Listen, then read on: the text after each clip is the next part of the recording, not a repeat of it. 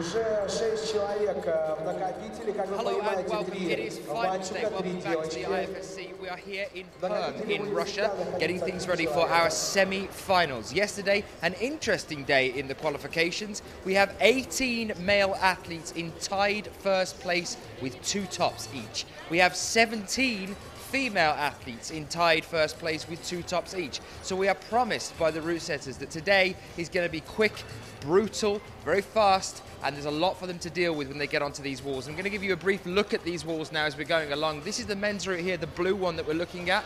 As you're going up there, past the Jiu-Jitsu hold you can see on the wall, there's a nice little technical cross-section going on here. If you move across to the left-hand side, up towards this grey pyramid you can see on the wall, then just above that, there's this purple hold with 2 slashed marks on it, and just above that again, when we get into this crimp section, I think we're going to see some interesting falls about this section here. It's going to get quite tough from that point onwards, I think, and then especially towards the top as well, but we'll leave you hanging on that one. We're going to go over to the women's and have a quick look at that one as well. This is all pockets here, right from the very start. A lot of finger work going on all the way up here. This is going to be power, counterintuitive for some of our female athletes that are very reliable on a more technical style of climbing. This is slightly technical, but a lot of it's going to be power. It's a relatively vertical route, and that's going to cause them to struggle as well. The route setters are definitely going to put the pressure back on these guys today as we move forward into the semi-finals. For now, though, let's have a look at the start lists. По последней информации, конечно, очень интересную трассу сделали уважаемые судьи. Well, a very good morning to you. Let's have a look at these start lists then. Here they are, the men's semi-final list. We have 26 in the men's, 25 in the women's, which means that we will probably be starting with our single male athlete before we start balancing out between the two. Here they are, as I mentioned a few moments ago, 18 tied first place positions in the men's, 17 tied first place positions in the women's. This is what it all comes down to. The semi-final is going to be very important today for deciding how our countback system is possibly going to be working during the finals now. It is all on this. These athletes will know that.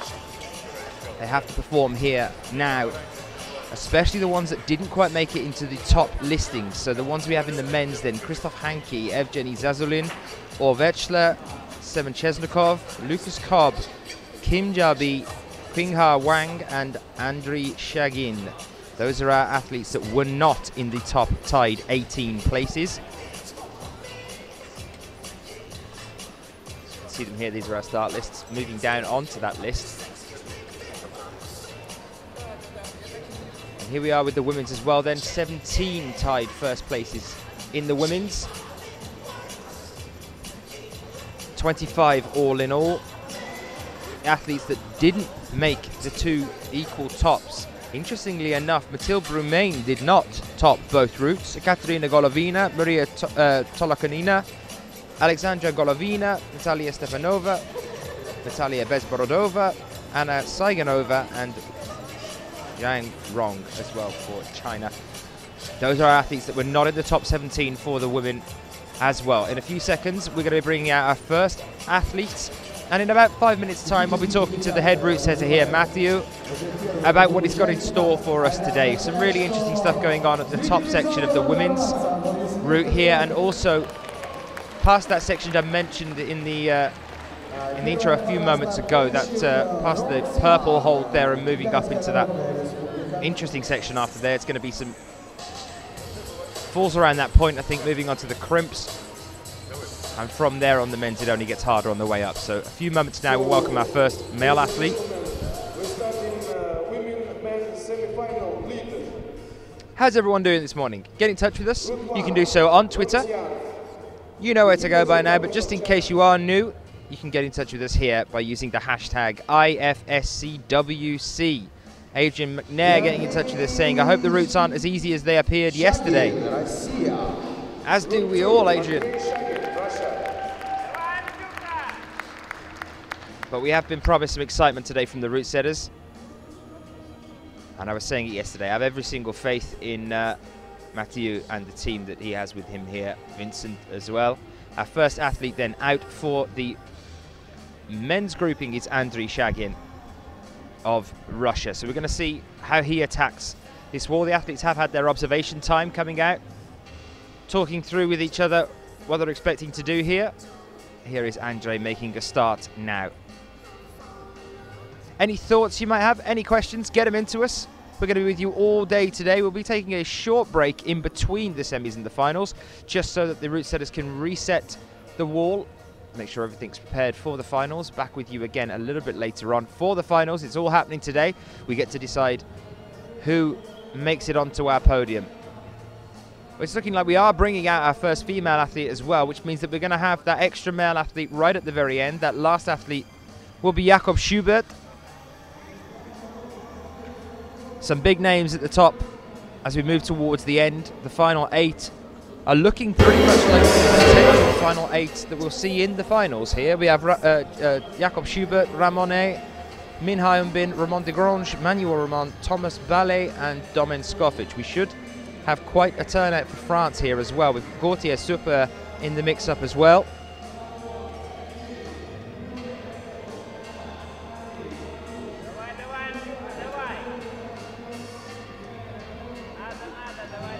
Shagin now reaching up with the Jiu-Jitsu hold and starting to move over to the left-hand side. This is a nice little cross-section here. You're going to see him swing up and over in a few moments' time. See that big reach that he's got to do here to get across.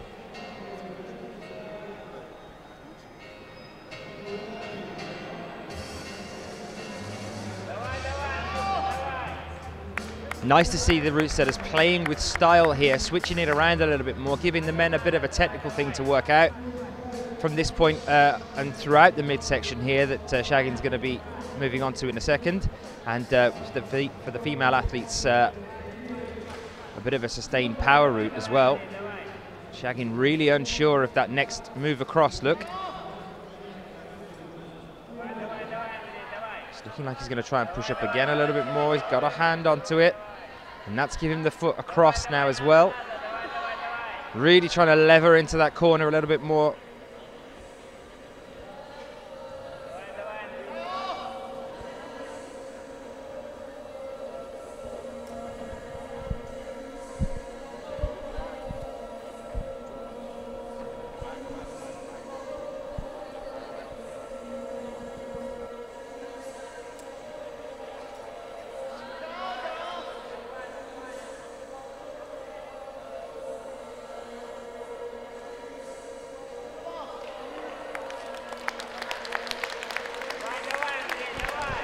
Well, a good first attempt there for Jean Rong.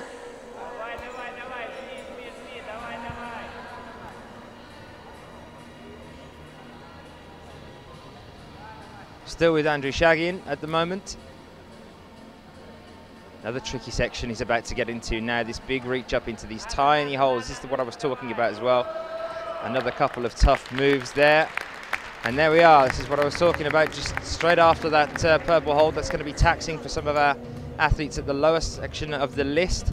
Move on to those 2 tiny crimps straight after getting your hand onto that purple one. So we start our day with 2 about midway points here. No tops yet so far. This is what we were talking about. This is what the route setters were saying will be happening today. Going to start to challenge these athletes now. They've got to break down that list, try and get rid of some of those tied first place positions so that we've got a little bit more to go on as we move into the finals later on. Let us know where you're joining us from and what you're up to today as we start to move through our semi-finals here. Our next female athlete out then is Anna Saigonova for Russia.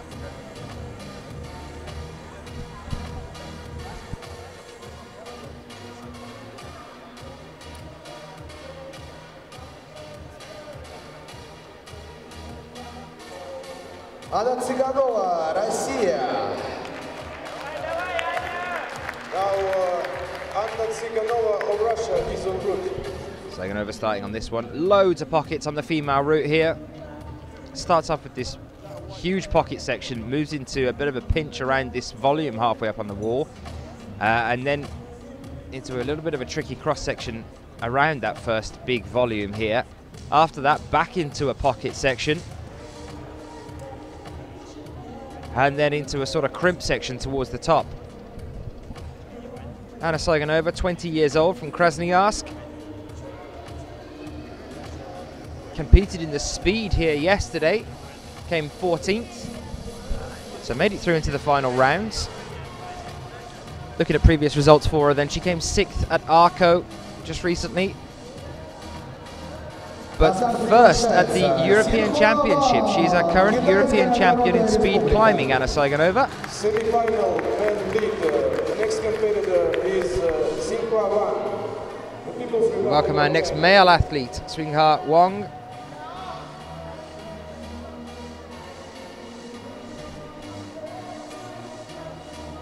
As Anna starts to push up now into this volume I was talking about a few moments ago. Getting up and over this one is what cost our first climber her attempt. Let's see how Anna manages to get on here.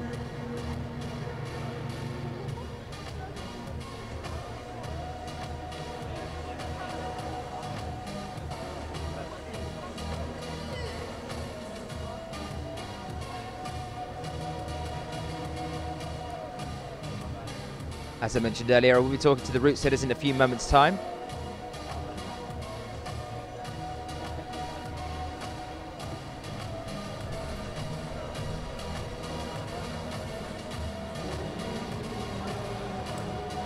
"32 years old, Xinhua Wang. Born in Henan, now lives in Beijing. Previous results in Chongqing this year at the bouldering there, he came 12th, so a high semi-finalist. Best result so far to date was in a speed event in Shenzhen in China in 2002, where he came 7th.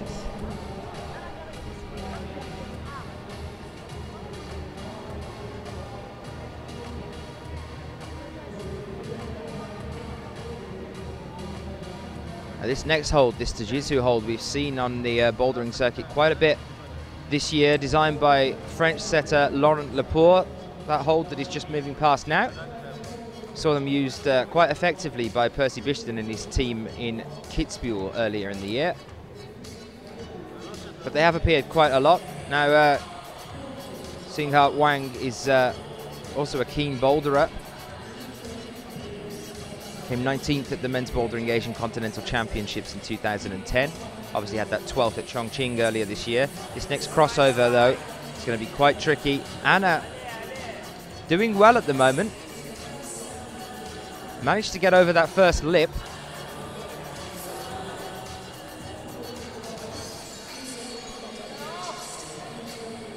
Nice drop knee there as well before moving on to the next section. I think the point that could cost her this one here is she's got about 4 moves before she gets into this second increase in the incline.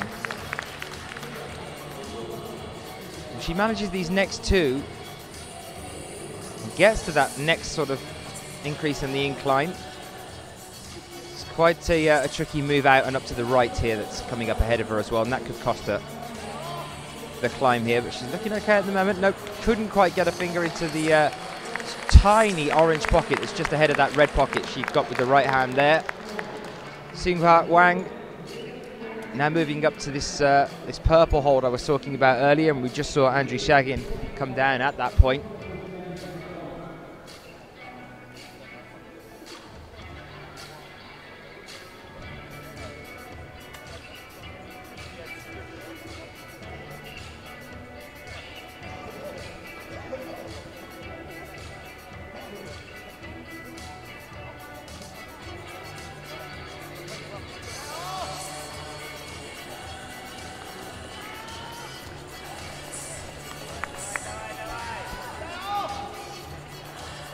He's not looking too pumped at the moment. Looking okay.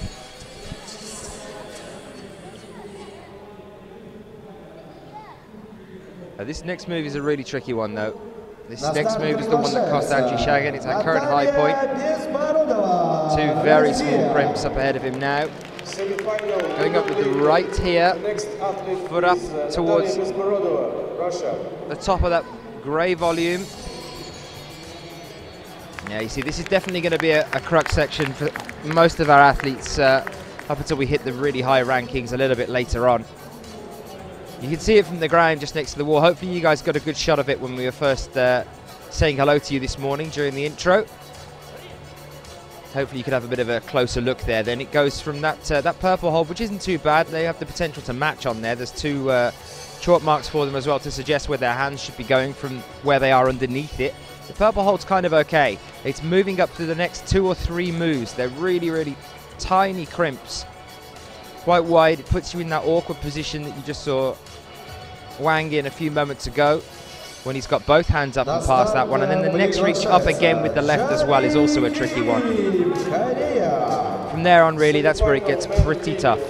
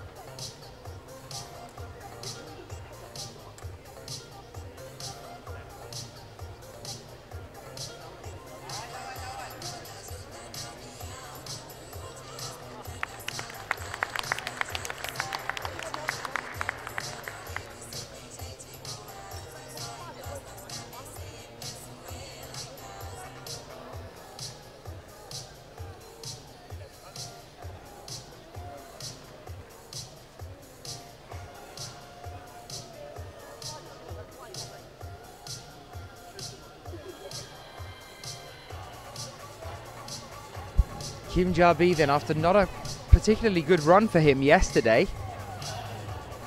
He's had a bit of a mixed time recently. Kim Ja-in's brother. Shout out to Kim Ja-ha if you are watching as well. Maybe you got this on at the local gym there you guys have just set up over in Seoul. Shout out to you guys if you are joining us at all on the live feed. Kim Ja-in coming later on. Ja-bi here now, moving on to the purple. He should have the potential to move up past this. We've seen Ja-bi do pretty well previously. He's world ranked 22nd. Currently he's 38th on the World Cup rankings though, so not so successful this season. 21st at Briançon.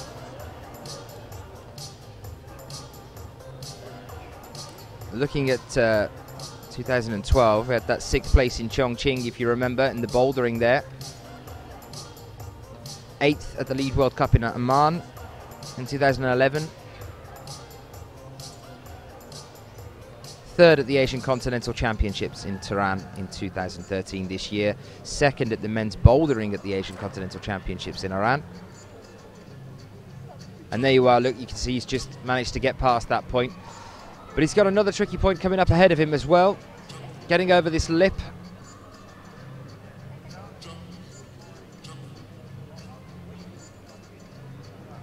This next transfer could be quite tricky as well, going up with the left.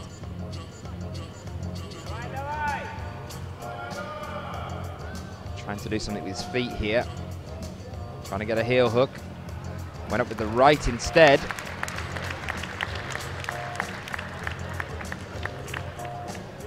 So we are definitely seeing our setters putting on a bit of a challenge for them today, which is exactly what we want. Our next female athlete that you're looking at here is Natalia Stepanova.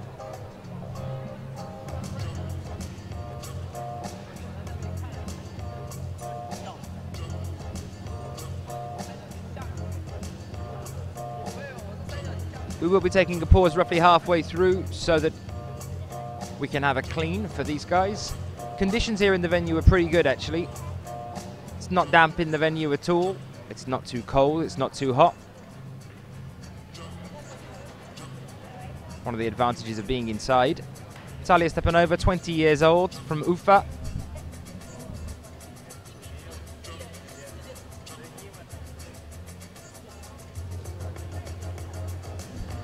Well, here you can see this just been made aware by our producer here on the ground, saying that something else is going on at the bottom of the wall. You can see Kim Jabi there having a bit of a chat with the route setters and the judges as well. And he's telling them that there's a loose hold apparently on the wall, so it looks like we're going to have something. I have a moment while that's sorted out. Route setters send somebody up the wall in a few moments' time.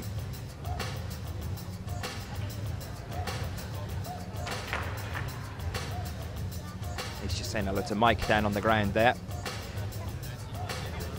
who's our man on the roaming cams this morning.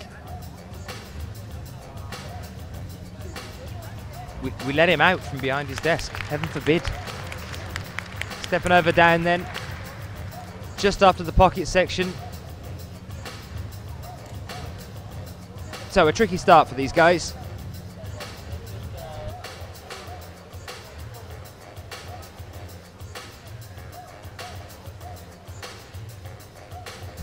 So according to Mike, he's just said that he's had a brief chat with Kim Jabi.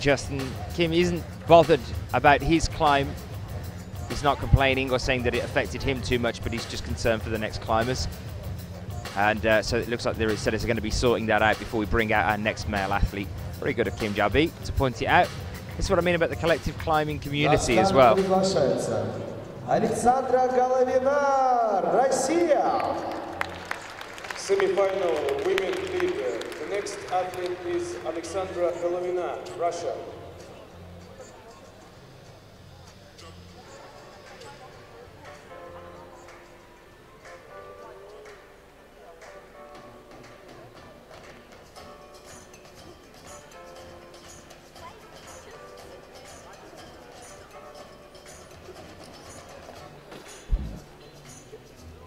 We get that nice atmosphere where our athletes do talk to each other, they do chat. There's no real aggressive competitive nature between any of them.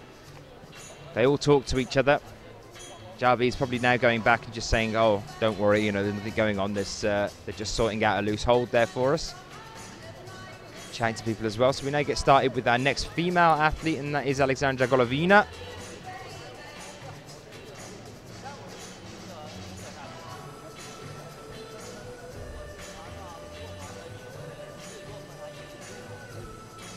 Whilst there's a little bit of a delay on the male route as we're about to send a route setter up there to check. But Kim Jabi has just noticed.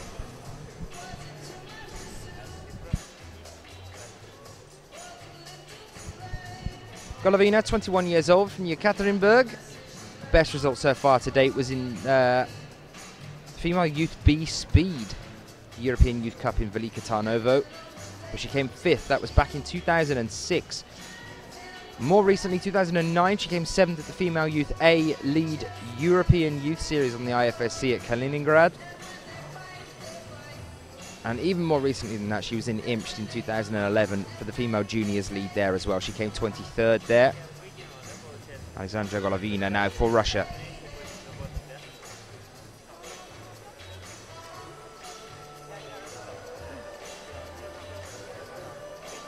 Но мне радостно видеть количество зрителей. Напомню, что сегодня каждый человек, который сидит на трибуне, приравнивается к 1000 человек.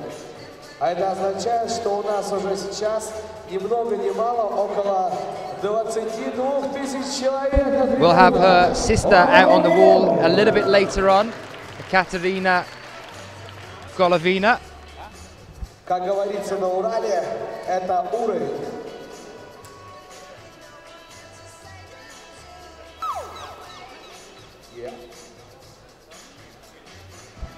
Alexandra Golovina now moving up around the volume section here on the wall.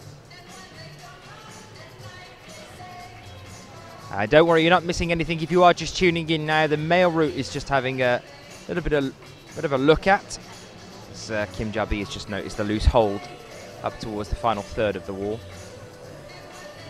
Dmitry Sharafutinov hanging around here at the venue. Just been and said a brief hello. Not competing here himself, hasn't been competing, wasn't here yesterday.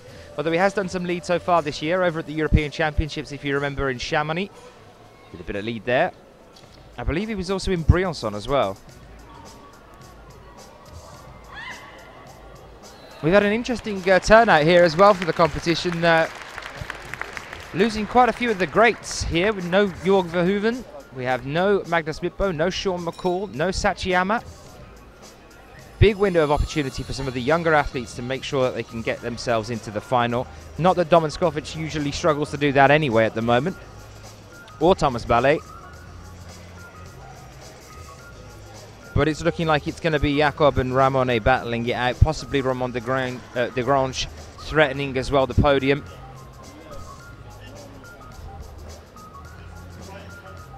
Could have a good show here from the French team. Wish them all the best of luck as we move through the semi-finals here. And a shout out to any of you if you are joining us from France. Or it's probably very early in the morning for you there. I know we had a lot of people tuning in from Oz and from the US and Canada yesterday. If you are joining us from either of those places, let us know on Twitter. You can use the hashtag IFSCWC. Men's route's still getting seen to at the moment, this loose hold, as we welcome out our next female athlete into the fray, and that will be Maria Tolokonina. Just starting her climb here now then.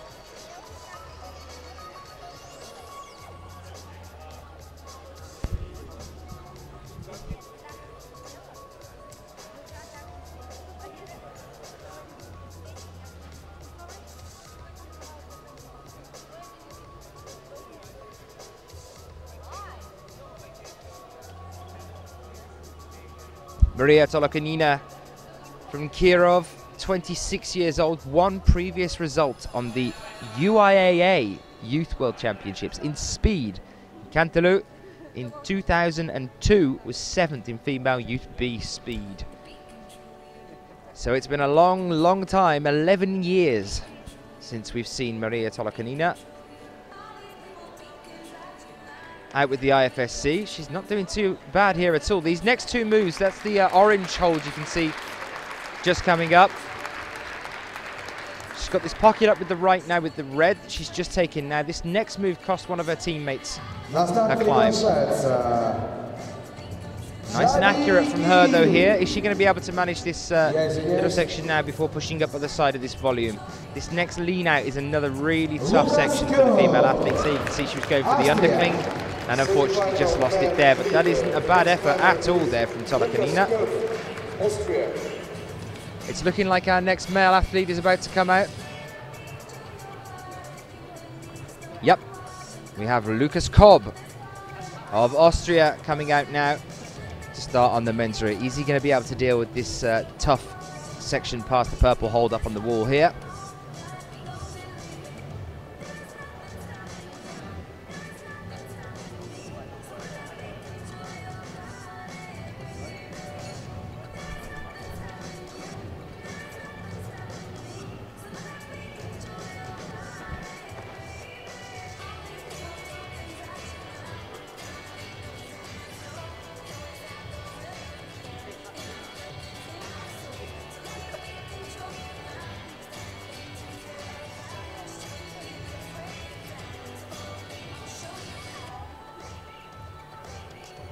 So Kobb makes a start.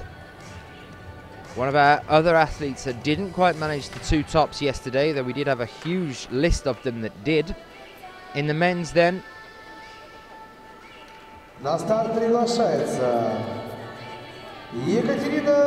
Lucas, yesterday with a score of 33 plus and a 39 plus over the course of his 2 climbs. I've seen Lucas quite a bit this year.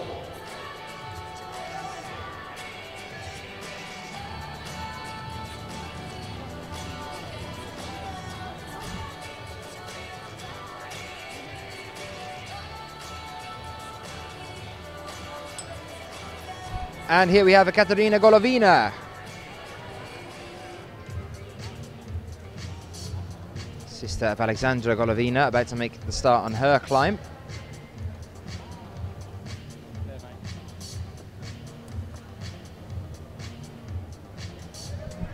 Lucas now debating this cross move here. Yep, up with the right, which is what we've seen happening, and how most of our athletes have managed that lean across. We saw Andrew Shaggin trying a couple of different ways, ended up in splits as he moved away from the jiu-jitsu hold earlier on this morning before figuring out to go up with the right.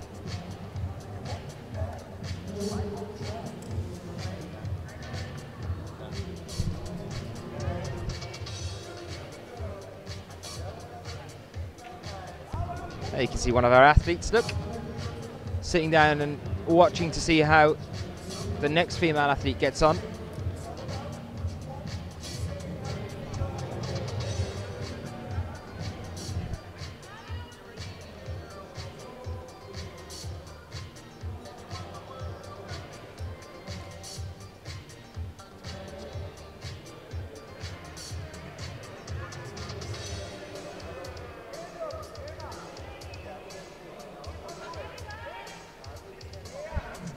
This is nice from Kobb at the moment.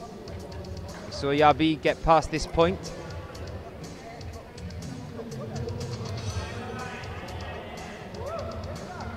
Managing the next one as well. Now this cross coming up with the purple hold to his right hand side is what got Kim Yabi into a bit of trouble. This next hold above him, above his right hand, you can just see there the other purple one, bit of a smaller one.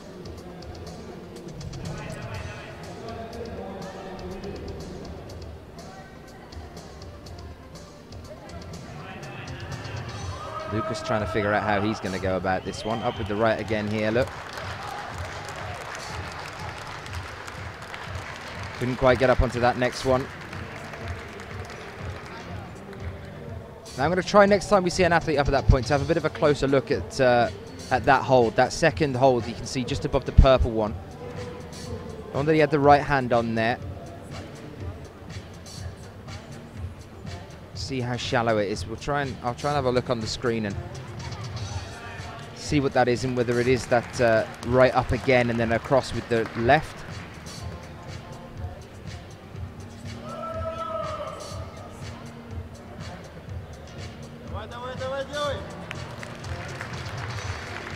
Unfortunately, Katerina Golovina comes down as well. Welcome if you are joining us. This is the semi-finals of the Lead World Cup here in Perm 2013. We are now going to be joined by Mathilde Brumain, the last of our athletes in the women's that didn't get 2 tops yesterday. Mathilde is going to be hungry here. Let's hope that she can show us how it's done and get to the top. She's made finals already once this year. Semi-final man lead. The next climber is Semyon Chesnakov, Russia. Semyon Chesnakov for Russia coming out now. We'll have our next female athlete out in a few moments' time as well. There's Chesnakov just coming out and getting ready for his climb. The next athlete is Perm, Belgium. Mathilde about to emerge as well.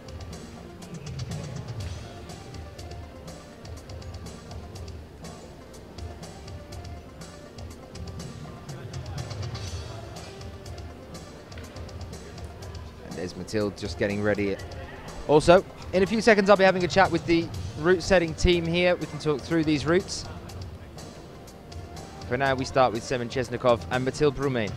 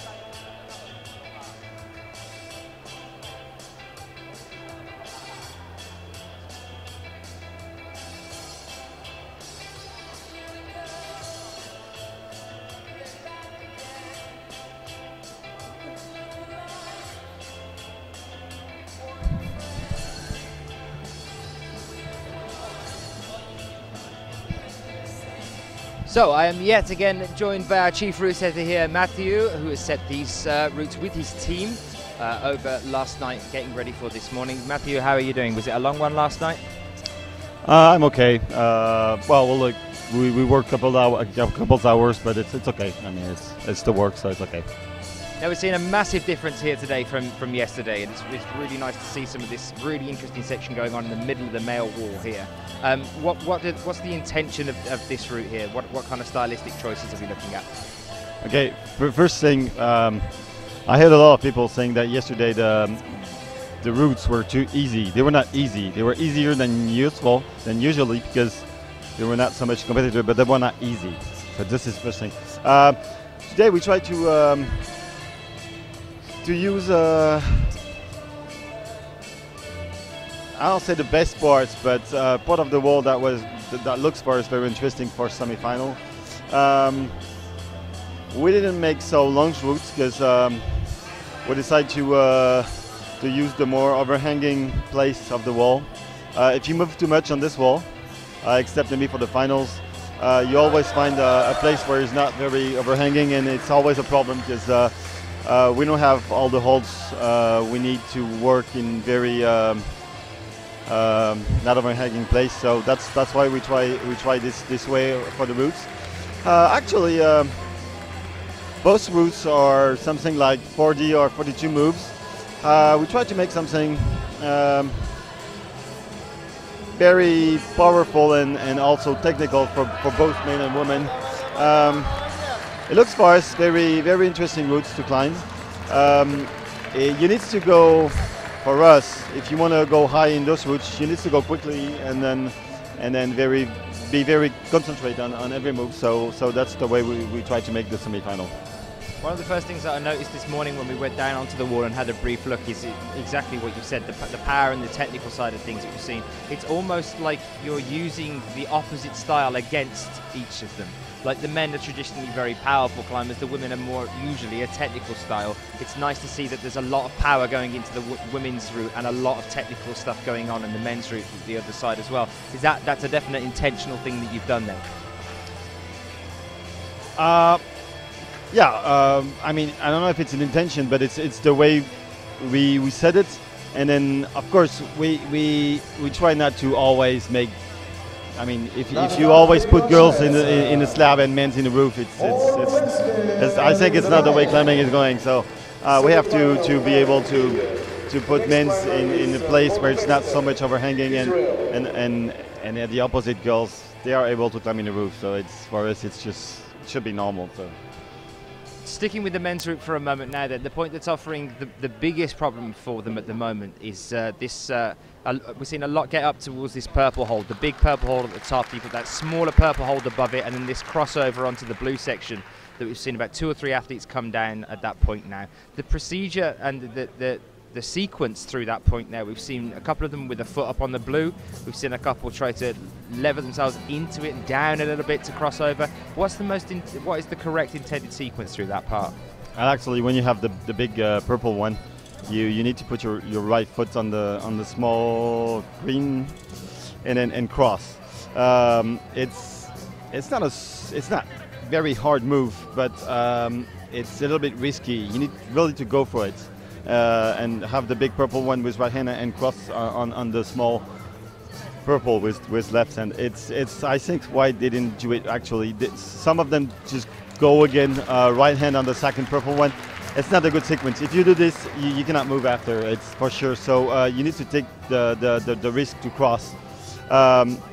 It's not hard. It looks risky, but it's not so hard. So I think yeah, they'll find it. Actually, the 2 or 3 guys who get there, they go again with right hand, but it's not a good sequence. It's not working this way. So that's what I've been noticing a few moments ago. I wanted to have a bit of a closer look at it because it did look as if you were trying.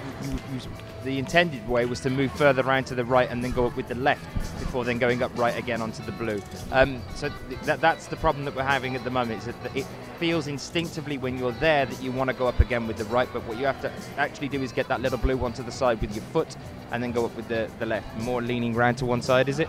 Yeah, it's more when you have the big purple one, you have to put your right foot on the small green holds, which is under the big purple one, and then you go right hand, and it's not like this. It's a shoulder with your right hand. So it's the way it goes. It's like you have a little bit of door when you get it, but at least if you go quickly, it's going okay. So. After this point then, as you move up into that kind of where we saw on the women's route, that sort of roofy section yesterday, you're going round to the left-hand side of that and up round again past a grey volume that we've got on the wall here for the men's as well. Are there any more points ahead of that point that you can envision some problems with the men's towards the top? Just after the 2 purple ones, you go in the blue, and then when you get to this grey volume a little bit on the left, this is I think an important point of the route. Going on this volume and then going from the grey volume to the other one. I don't know the color of the other one, how you say this color, but going to this brown volume. This 2 part is I think it's the key of the route. Of course, after this it's very hard because it's the semi-final and we need to make a ranking. But going to this grey volume and going to the other one, I think it's the key of the route. And then if you find a good sequence here, I think you could have a chance to be qualifying in the final, so we'll see what happens. Okay, so grading for this one for the men's then, compared the grading for this one for the men's that you'd give it as a rough estimate? It should be something about 8B or 8B plus. We hope so. An 8B to an 8B plus, okay, for the men's. Let's go over to the women's and have a chat through this one. Pockets, just pockets galore going on this one. So you've got them really working on their fingers. You hit a midsection where you take the pockets away and it's more, you've got some pinches going on there, a few little crimps, back into pockets, back into crimps again. So is that an intended thing, or did it just feel natural to do that when you were setting? No, the intention was really to be sure that in these routes of the women there will be no possibility to rest. That's our intention. So of course, because we have not so overhanging a roof, and it changed the holes. But really the intention is that to be sure that girls, maybe they could just stop with one hand, but sure that they're not going to be able to rest anytime, even in the roof or not in the roof. So this is the way, this is our intention. So maybe it looks like with the holes, but really the intention is that they have to climb all the time, and if you stop, you fall. So that's the intention. So this is a very sustained, powerful route you're looking at for the female. Yeah, I mean, I really think we have to now on semi-final to do routes like this. There is, we try to make a nice route and a good route for semi, but the most important thing in the semi-final is to make a ranking So there's not so much place for show and everything. So we really try to work on the power of the roots and the intensity of it, and takes all the rest off. So to be sure that girls not going to be able to rest and to be mainly on the top. Now, the 2 points that I'm seeing on this one that are causing the most issues are either making it past this very first volume that our athlete Maria is approaching now. We've seen a couple come down there. If you are managing to get past that and onto the next flat section, which isn't actually flat, although it looks flat from the camera angle, it is inclined. The next section is moving up to the right-hand side of that, where the volume that we used yesterday, the yellow one. Ignoring that and moving to the right through this purple section here into a nice crimped section.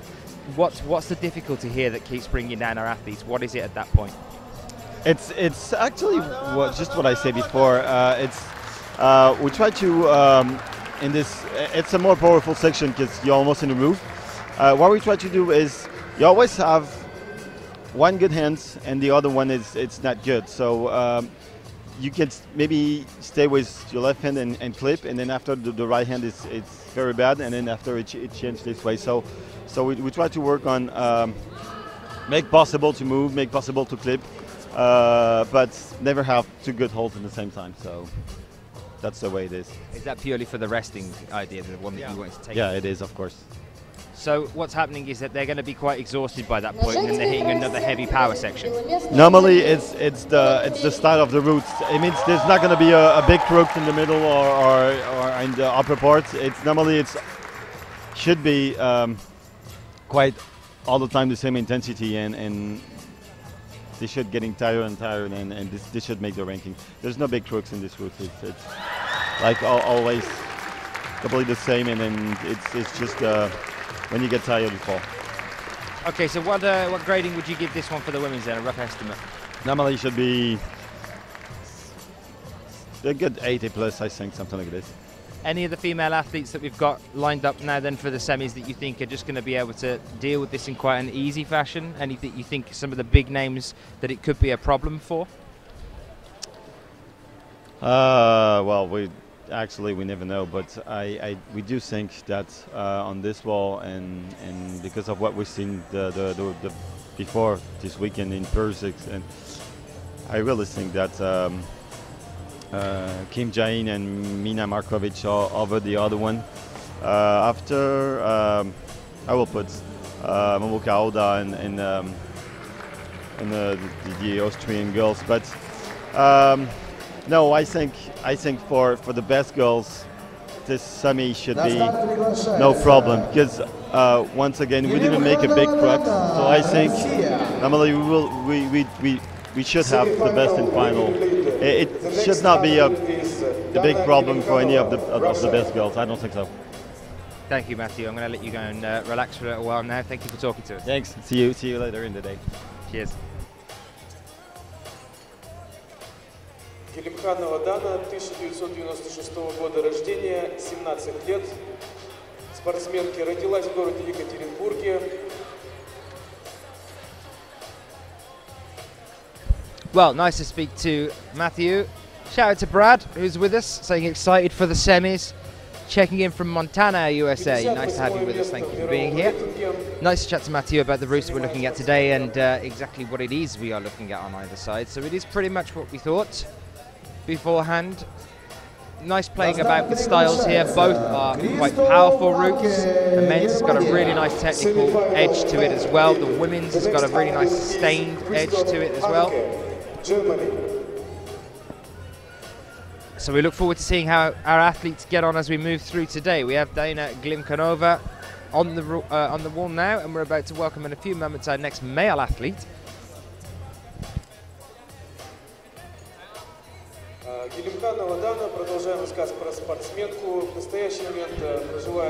And here he is coming out now. It's Christoph Hanke of Germany.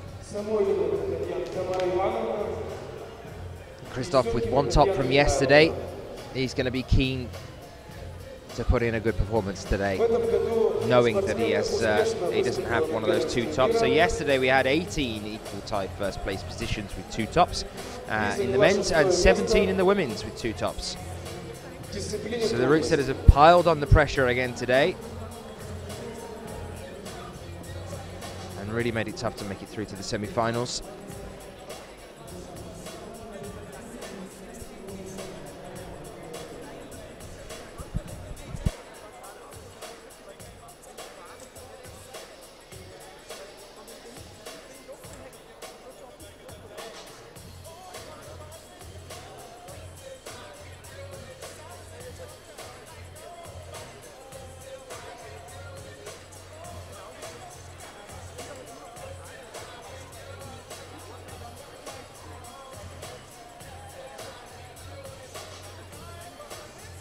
Продолжаем информацию для зрителей о спортсменах. На мужской трассе сейчас Кристоф Ханке, представитель Германии.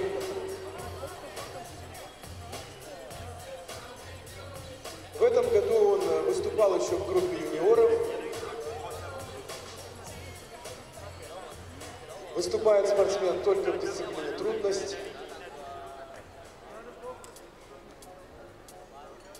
И так же, как и Келимханова, попал в финал на первенстве мира в этом году.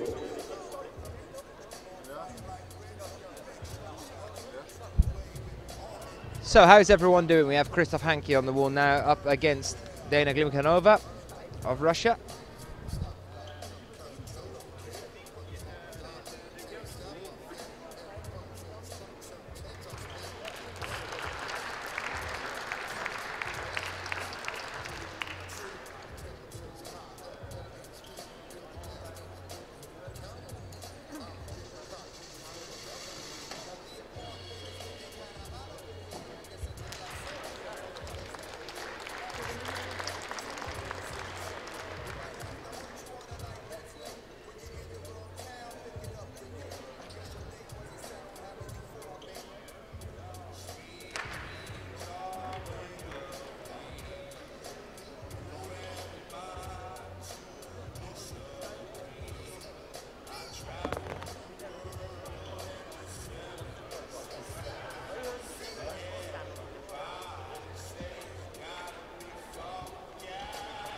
Krzysztof will definitely not be happy with that one. Not a great start there for him. Unfortunately, we're going to be welcoming our next male athlete, Alexandra Kalina.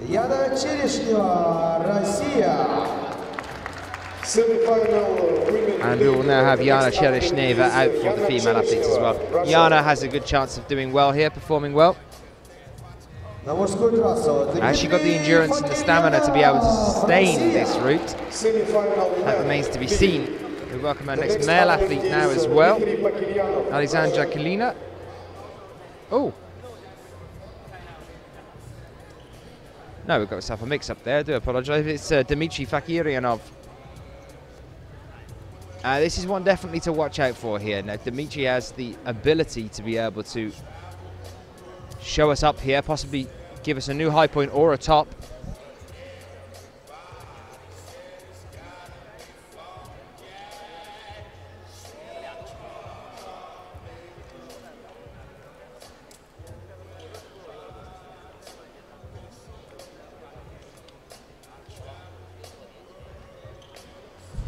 So he's not from here, I'm being told, but he has climbed here 6 times this year, as some of the nationals are held here. We were talking to Victor, one of the chief organisers here yesterday, about this wall, 2 years old, and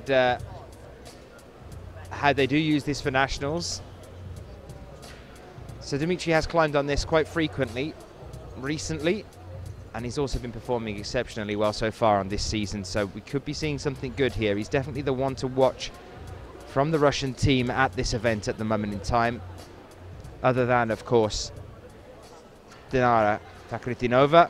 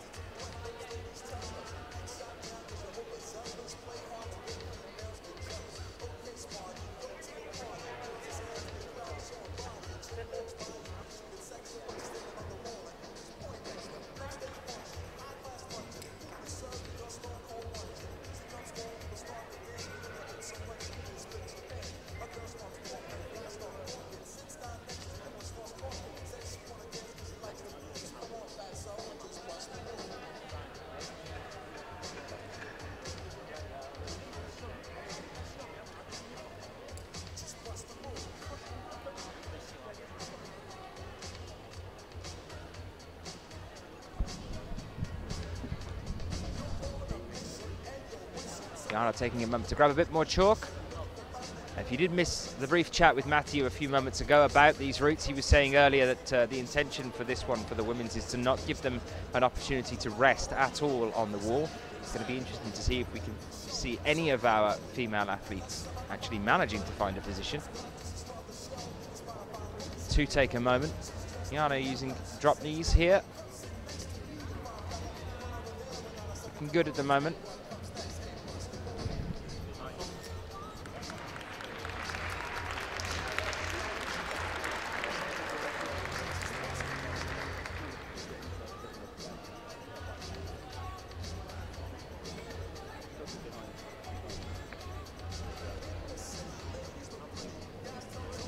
Moving into this next tough section now as well. This is the one that we were talking about with Matthew, saying it goes into a bit of a power section around the roof.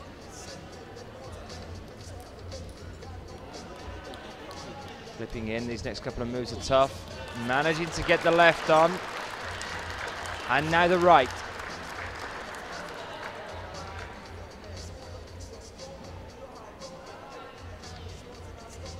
This next move's a big one. Manages to get it with the left as well. This is looking good for Jana. Switching to a drop knee. Right hand up as well. Left hand again. This is looking very good for Jana. Now we're going to get to possibly, no we're not, unfortunately, but that was a fantastic effort there from Jana Sheresheva. We did get a brief glimpse of the top of the wall. That's what I wanted to talk through. Just as she fell there, unfortunately, but a very good effort there from Jana Sheresheva. I want to have a look at the top of the wall, this final few moves.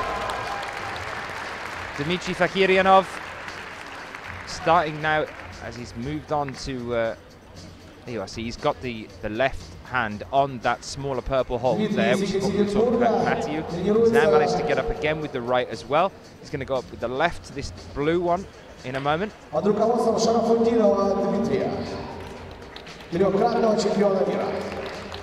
And this next tricky section is around the grey volume he's just moving on to now. It's this move from the grey volume, which you've got it, onto the brown that we were talking about with Matthew. That's the one that could cause an issue for them. It is a big move, it's a powerful move. We're going to see how Dmitry gets on with it here now.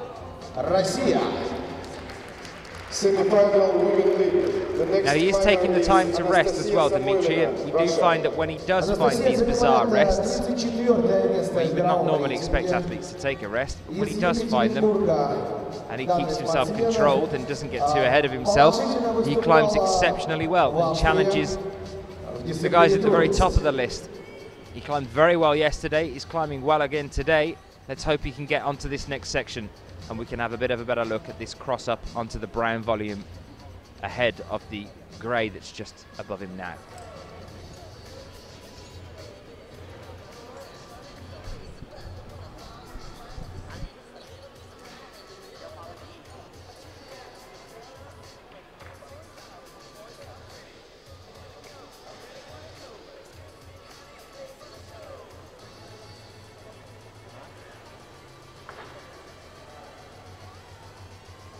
So this next move now, and he's managed to stick it at the moment.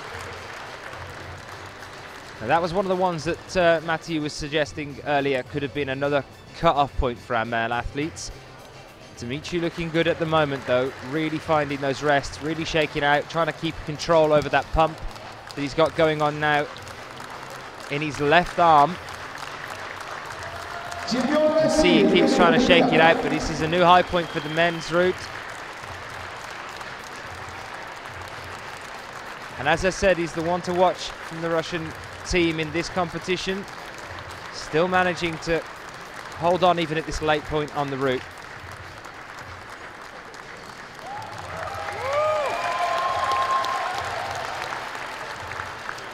Pausing to ask whether that's the top.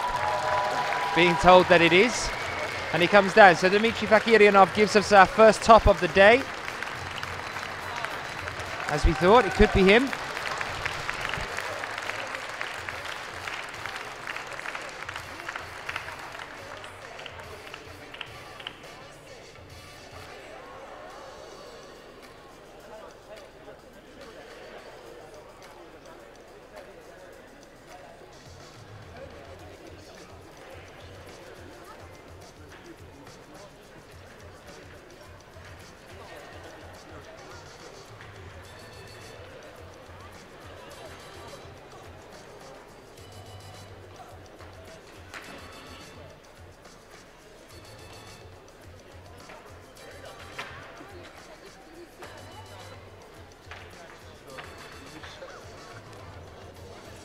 На старт приглашается Александр Калина, Россия.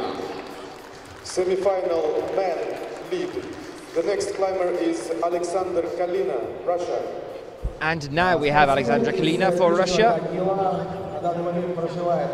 Semi-finalist on the wall at present, as Alexandra Kalina comes out to start his climb as well.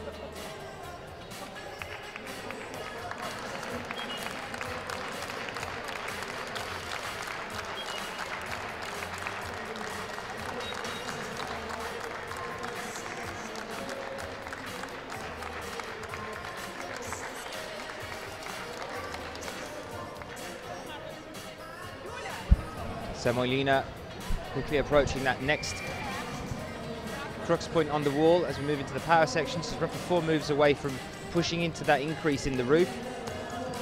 It's not quite a roof, but it's sort of half a roof. It's a roof.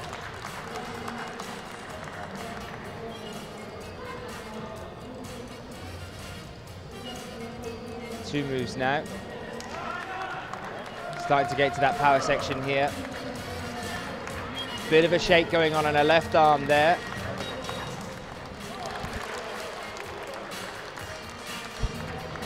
And unfortunately a fall there for her as well. You can see the shake just starting to kick in. Still with Kalina though at the moment. Закончила свое выступление Анастасия Самолина.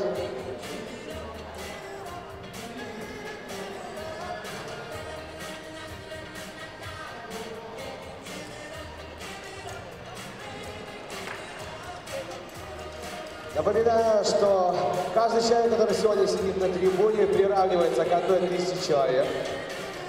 А это означает, что у нас уже около 60 тысяч человек на трибунах, поэтому бурные овации. Доброе утро! Спорткомплекс имени Сухарева. Для вас этап Кубка мира в дисциплине трудность.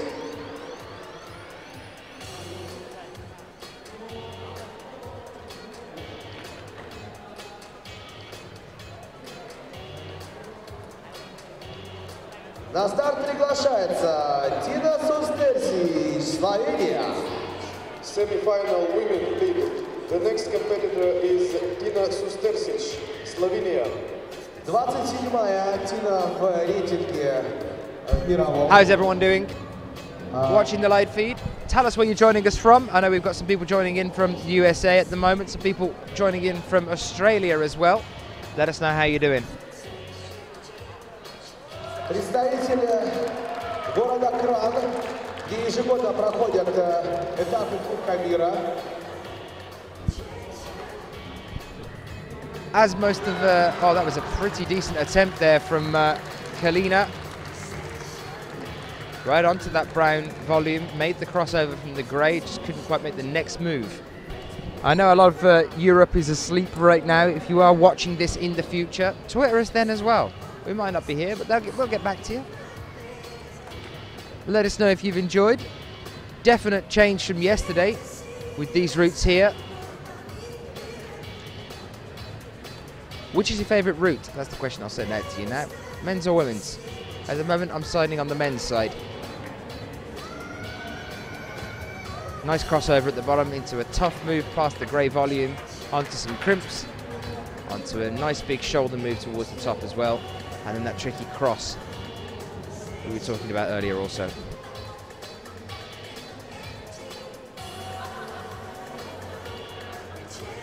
На старт приглашается Арман Терминасян, Россия. Semi-final men lead. The next climber is Arman Terminasyan, Russia.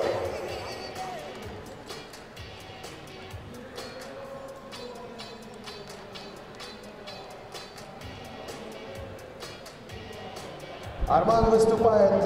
Early fall here for Tina Sesterzik. That is very unfortunate. She's not going to be happy with that one at all. A potential hope for Slovenia. You can see she's angry at that one. Not pleased with herself at all. Interesting change. So we are reaching the halfway point now. I think the women's route is about to get cleaned, as we are around the halfway point through our semi-finals at present. Over on the men's though, we are now with Arman Terminason, I believe. Yes, Arman Terminason competed in the speed yesterday as well. He's here now for the lead semi-finals.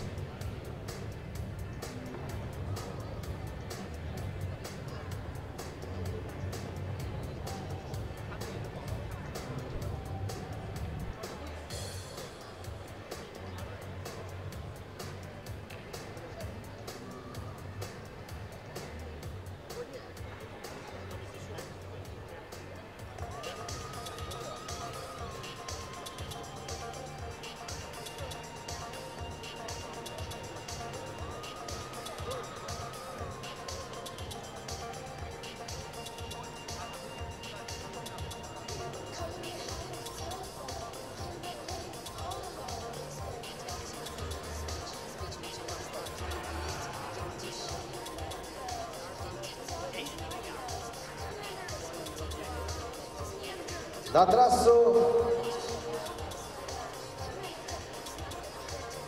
приглашаются очистители. Now there's going to be a break for cleaning the route. Уважаемые гости, будет происходить сейчас чистка трассы у женщин. Ну а пока у нас есть отлично, поддержка. Хотелось бы рассказать немножко про дисциплину трудность. Она в корне отличается, конечно, от дисциплины скорость.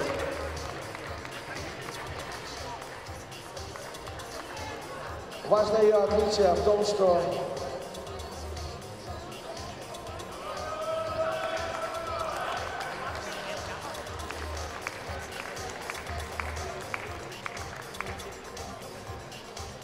закончил свое восхождение Арман Терминасян. Бурные овации группы фанатов.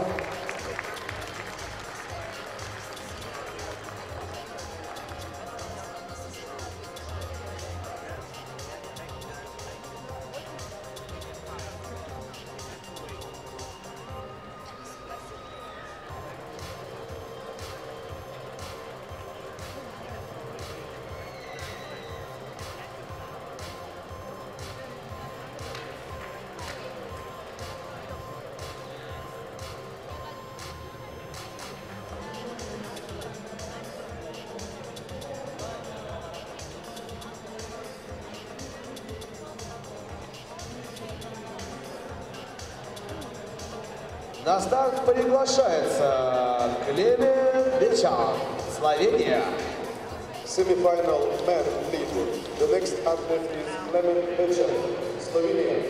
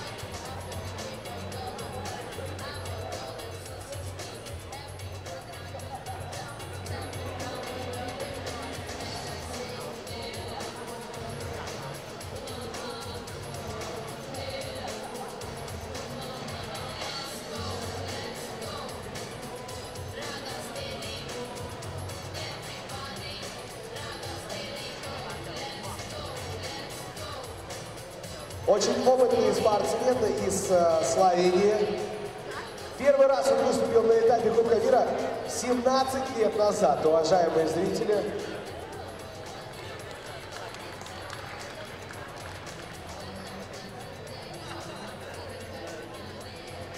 Житель города Кран.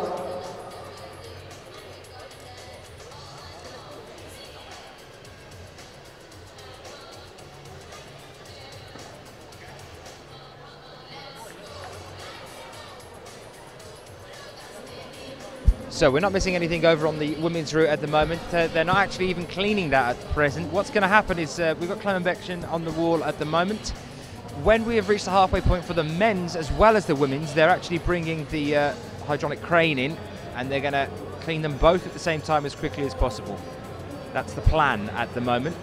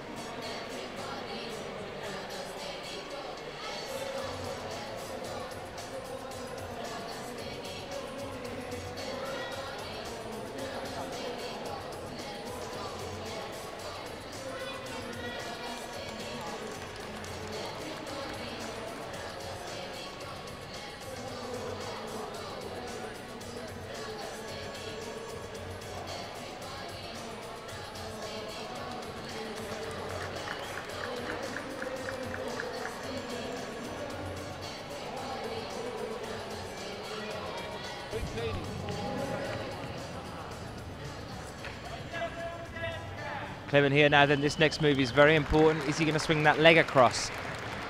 The moment he's turning out a little bit too much, he's gone up again with the right, which is not the intended way. Is he going to be able to hold it now with going up with the left? See more and more athletes not quite spotting that green foothold over to the right-hand side. Clement, unfortunately, not managing to hold on to that one there. Just a slight misread of the beater. That is a tricky point there. If you haven't spotted that foothold, that can be quite a hard move. Though we did see Dmitry Fakiryanov doing it a little bit differently, and he topped. But then again, he's crazy, so we can't exactly use him to judge anything on. He rests in points that don't exist. But we have seen a top so far today. If you are just joining us, Dmitry Fakiryanov of Russia has given us our first top on the men's route. We are about to, I believe, bring the crane in a few seconds and have a clean on this wall. Shouldn't take too long, but we're about halfway through now before we start moving on with our next few athletes, one of which will be Loic Timmermans.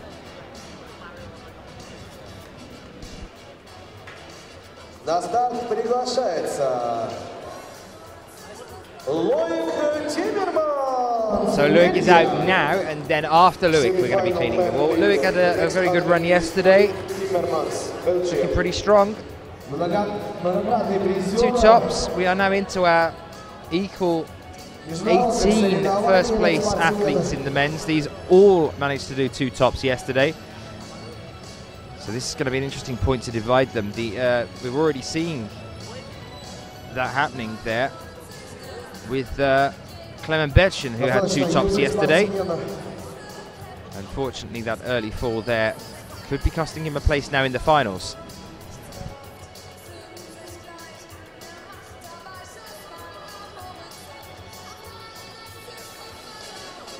Только в следующем году он выйдет из юниорской группы.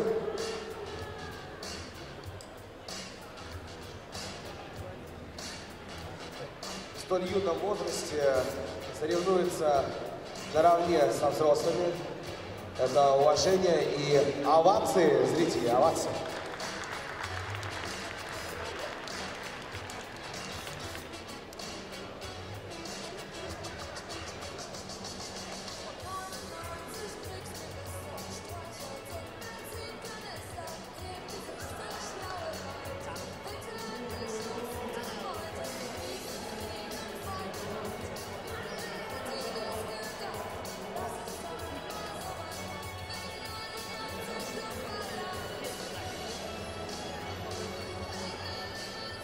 Loic here, moving up to the Jiu-Jitsu hold now.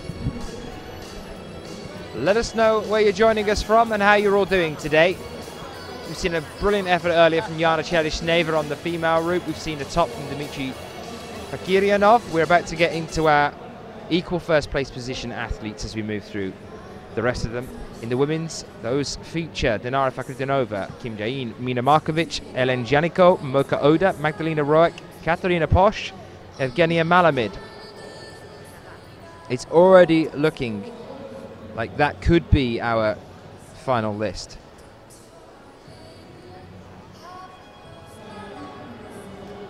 Those are more than capable of making it through to the finals. It's looking like we might not actually see too much of a change there. Jakob Schubert, Ramon Julien Pugblanc, Min Hayam Bin, Ramon de Grange, Manuel Roman, Thomas Ballet, Domin Skofic. I mentioned earlier to you, also potentially making it through to the finals could be Gautier Super if he has a good run a little bit later on. Let's hope Loic has a good run as well now, though.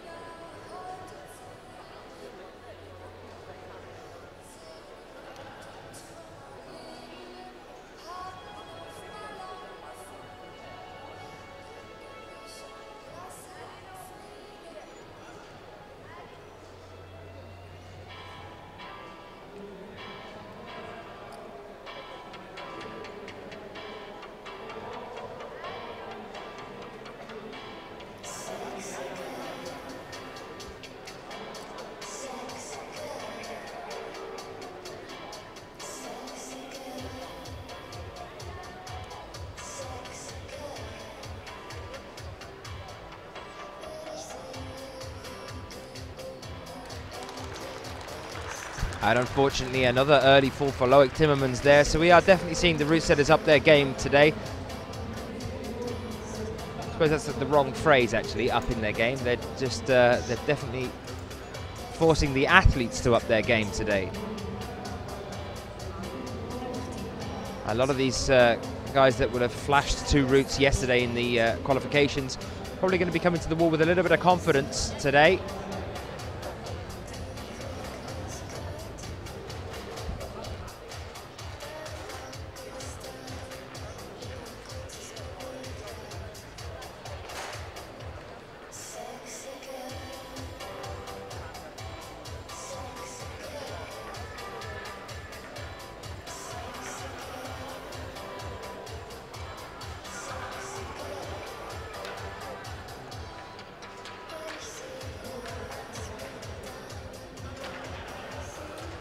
So with Loic Timmermans back down on the ground, then we are now bringing the crane in. We're going to have a wall cleaning section here.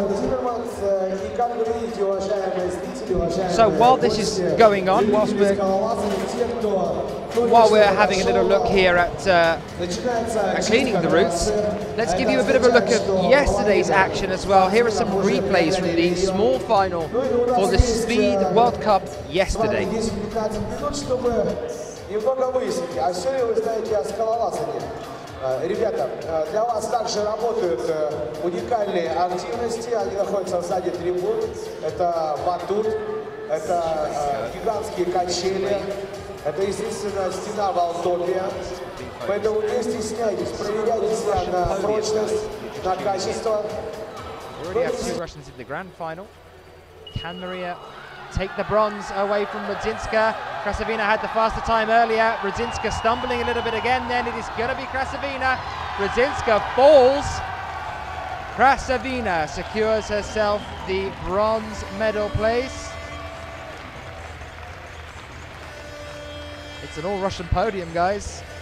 It has happened before, it's not unheard of.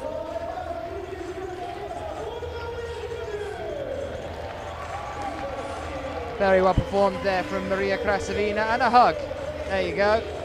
Show you the friendship going on. No real rivalry here, just like it is in lead and bouldering. Competition is with yourself and the wall. So, we move on to our next pairing.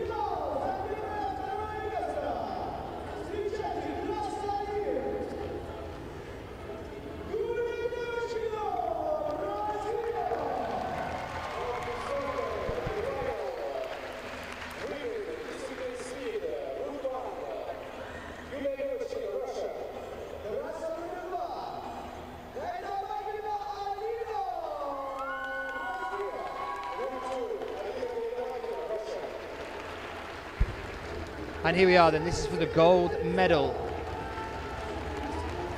It is Julia Levotchkina up against Alina Giedemakina.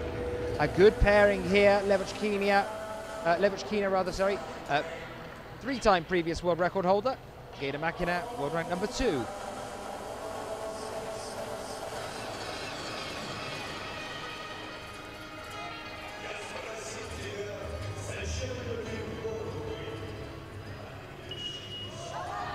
Clean start, and it was Giedemakina that had the faster one. Levotchkina trying to power ahead here, but Giedemakina still holding. It's going to be Giedemakina. Yes, it is. Another gold medal after taking home the gold at Arco for the Rockmaster just recently. With 8.35 seconds, it is Giedemakina. And well deserved. Levotchkina raced there all the way to the end there, 8.78. For the second place position, Levotchkina. She'll have to be happy with the silver medal. Not half bad. Giedemakina. Yet again, another gold medal. She's really, really proving her potential this year. We now go over to our last two for the men's. The men's small final to start us off. It will be Nikita Shyushkin up against Kwixin Zong. Pressure now on Shyushkin.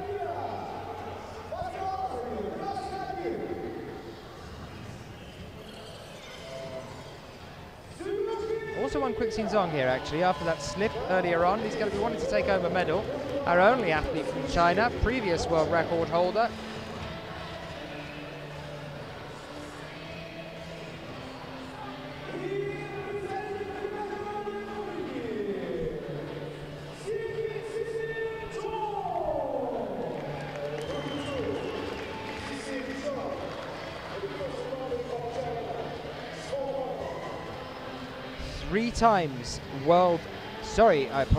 Four times world champion Kwixin Zong.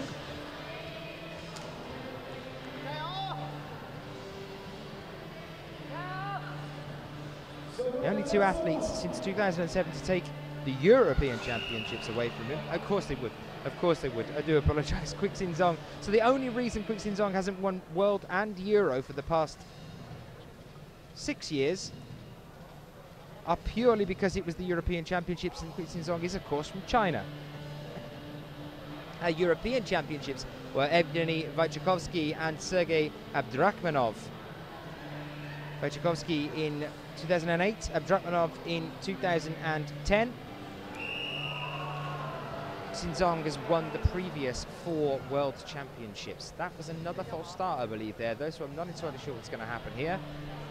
Who started which one?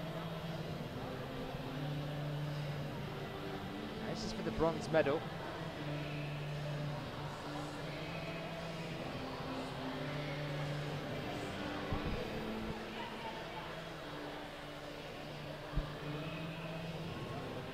We'll find out now which of these two athletes caused those false starts. One of them caused both. They are eliminated. The other one will automatically take the bronze medal. They can climb it if they want to. Of course, one each, we carry on, and it's looking like we're going to carry on. Which is great. This is exactly what we want to see. We want to see a race for the bronze medal. Good start this time. A slip from Shyushkin. He's managing to hold on, but Kwixin Zong is away. 6.44 seconds. It is Zong who takes home the bronze medal. Big round of applause as well from the audience here. I believe Kwixin Zong has won over the Russian athletes and spectators over the past, well, today, whilst they've been warming up, then in the quarterfinals, the qualification rounds, and then now again as he's moved through the finals also. Kwixin Zong. Big round of applause from the crowd here as well as he goes home with the third medal, bronze medal, third place position. It is now Arseny Shevchenko up against Libor Hroza. This for the gold medal. The loser takes the silver, the winner takes the gold. It is all on this.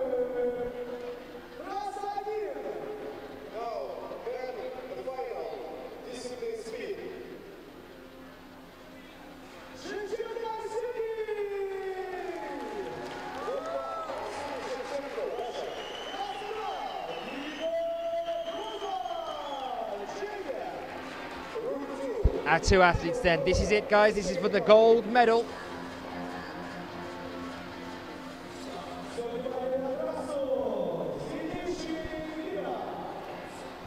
Arseny Shevchenko.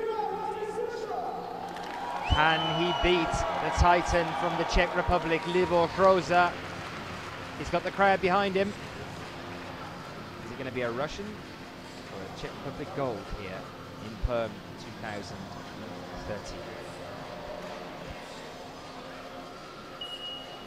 Here we are. Libor Hroza with a stumble. This is a golden opportunity now for Shevchenko. It looks like it's going to be him. It is! Who would have thought it? Arseny Shevchenko. Libor Hroza, obviously the pressure just got to him then, a little bit of a slip, and we have a double Russian gold here. Shevchenko knocks Libor Hroza into second place. What a fantastic, committed climb that was from Arseny Shevchenko as well. Fantastic.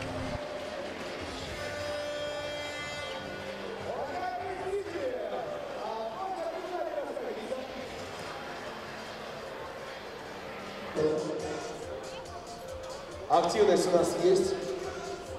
Окей. So just a quick look at the coverage from last night. Then if you want to catch up on any of that, you can of course find it all on YouTube.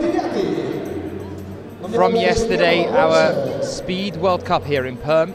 Very exciting final. Very unexpected in some counts.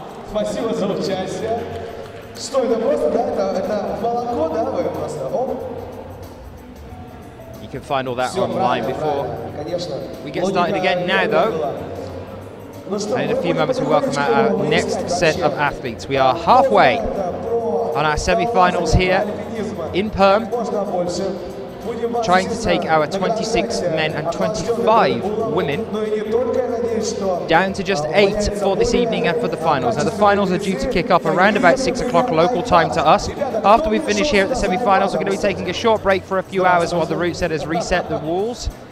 And then we will be back with you to cover the finals later on this evening. Hopefully you're all having a good time. If you want to get in touch with us, any questions, anybody you want to hear from, let us know. You can do that, of course, on Twitter. Hashtag IFSCWC. We're about to get things underway with our next set of athletes.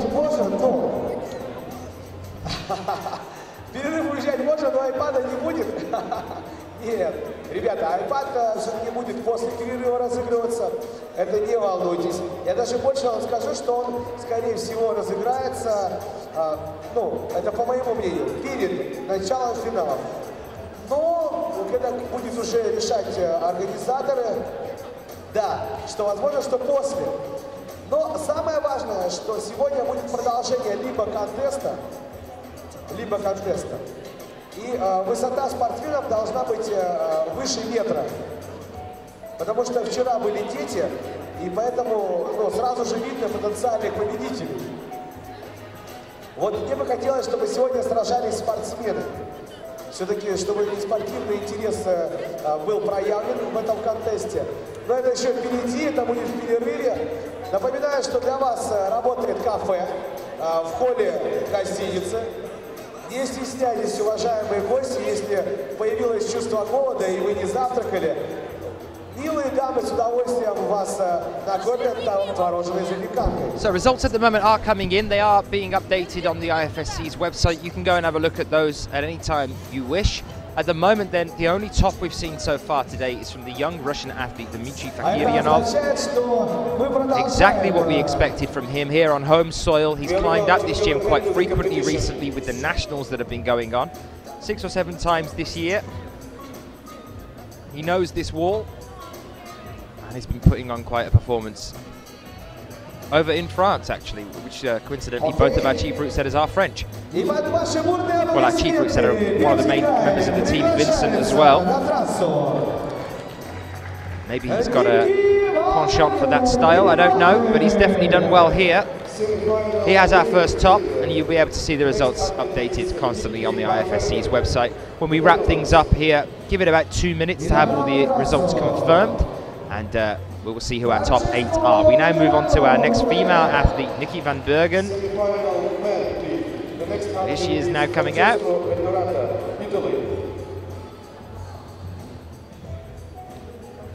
And Francesco Vetterata for Italy as well. Those are our next 2 athletes. We're into the section of our athletes today that both had 2 tops yesterday during the qualifying rounds. All of these athletes managed yesterday to top both routes. Some degree of confidence there to be had from the qualifying rounds, now that the route setters have really started to really challenge these athletes with semi-final routes today. Are some of them going to be too confident after yesterday?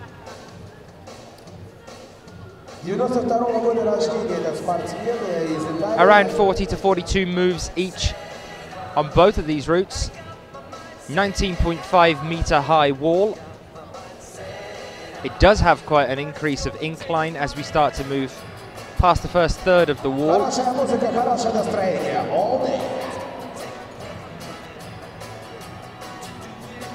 Around an 8B plus for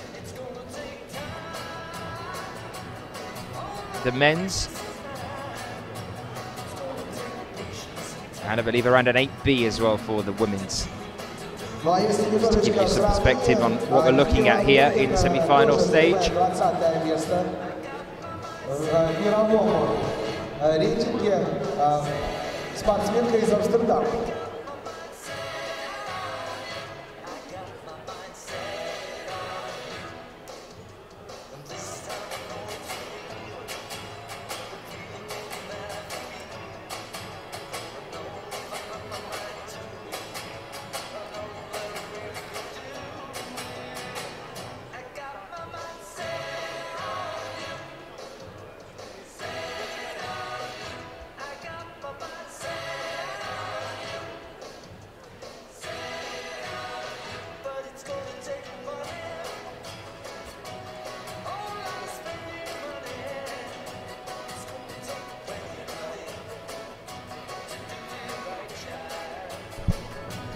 Vetterata fast approaching this tough crossing over onto the purple hold.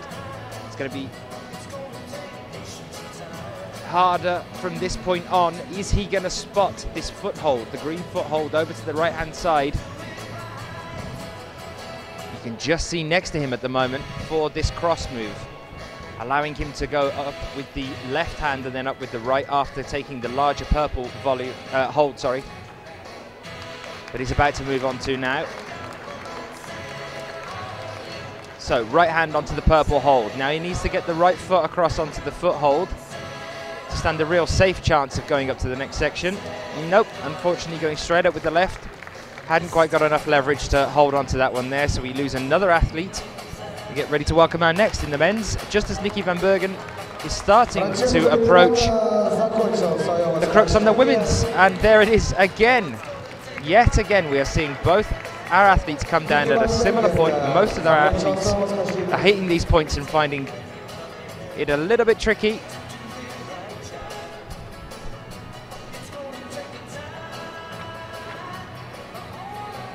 Let us know how you're doing. Let us know where you're joining us from. You can get in touch with us on Twitter. There's a little hashtag down in the bottom right-hand corner underneath the IFSC symbol. There you are.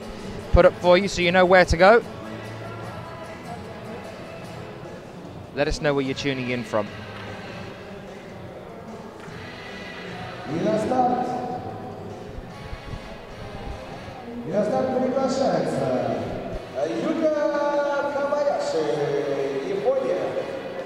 Semi-final, the next athlete is Yuka Kobayashi, Japan.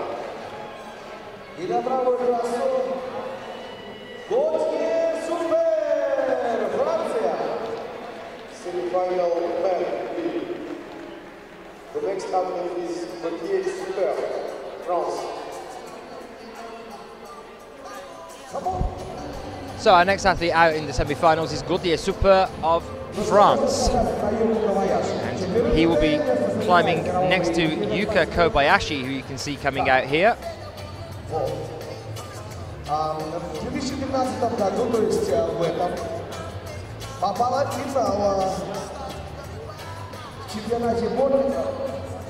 Yuka Kobayashi, 2 tops yesterday. All of these athletes very well in the qualifications. See Veterata sitting down here.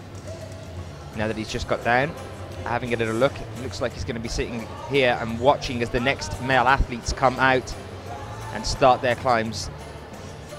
Quite a few of the athletes sitting around at the bottom of the wall.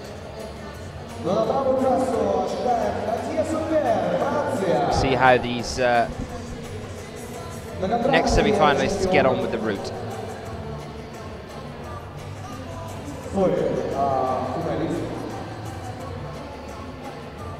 Yuka Kobayashi then starts on the female route, round about an 8B difficulty. A lot of pockets at the start section here. This is a very powerful and very sustained route. There is supposedly no point to rest on the wall, though we have seen a couple of points where the female athletes have been able to shake out a little bit. The route setters have designed this to really limit the amount of rests that they're allowed or can find. 25-year-old athlete from Ibaraki, Yuka Kobayashi, now starting, world rank 16th, current World Cup ranking 16th, 15th at Perm just recently, 8th at the women's bouldering in Munich this year. Best results so far to date is a silver medal at the World Cup in Xining in China in 2010. So she has been on a podium before. Made a couple of finals during 2012 as well. Came 7th at Imst and at Briançon last year.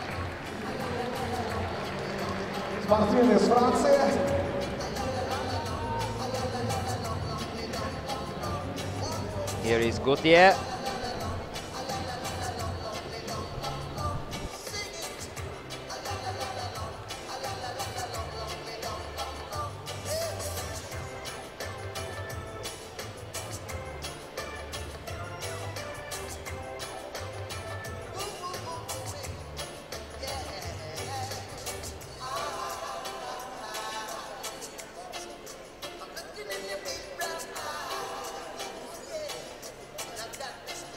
Mashan getting in touch with us on one of the feeds, asking how high all in all. It's 19.5 meters, so 19.5 meters in height.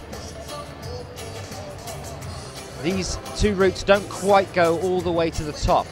They're around 40 to 42 holds, using probably around 17, maybe even less than that actually.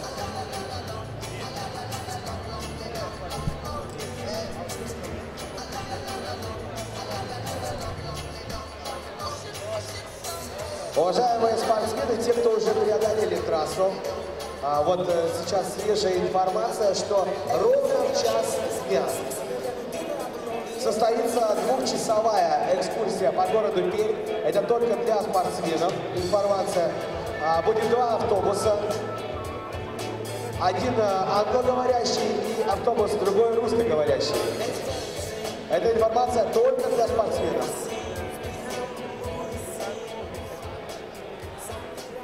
Attention please, only for athletes. At 1 p.m.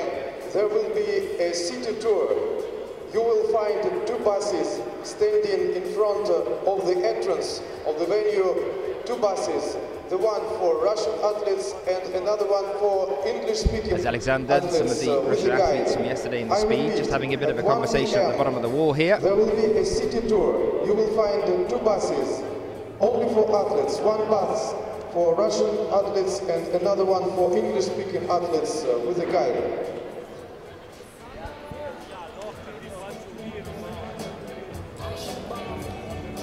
Yuka about to hit the tough point here on the wall.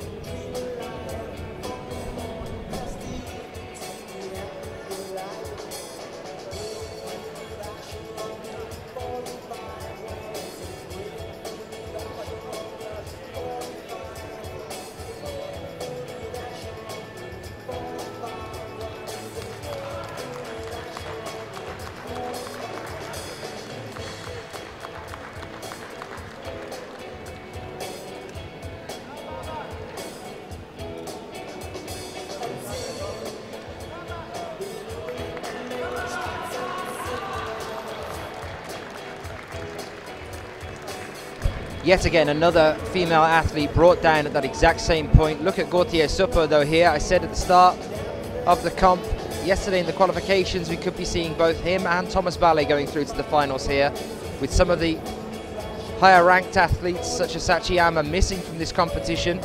Considering that these two French athletes, Gautier Supper and Thomas Ballet, are more and more frequently making finals, this is a really good opportunity for both of these athletes to see themselves through into the top 8. And Gautier is looking good here. A moment to shake out before pushing up again. Is he going to be able to manage his next few moves? Could be about to potentially see our next top here.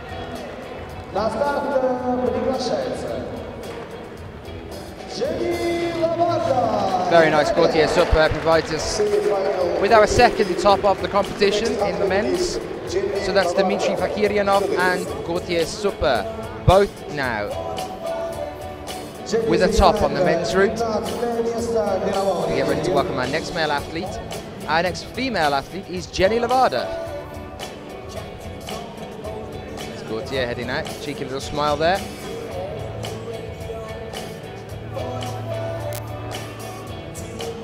Jenny now comes out onto the wall.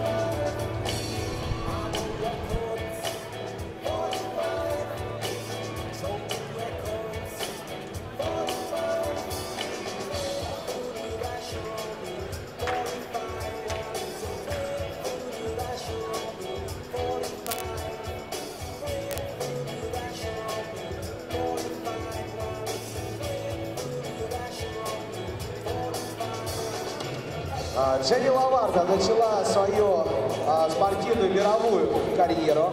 Начала она в Москве, уважаемые зрители, на международных юношеских соревнованиях.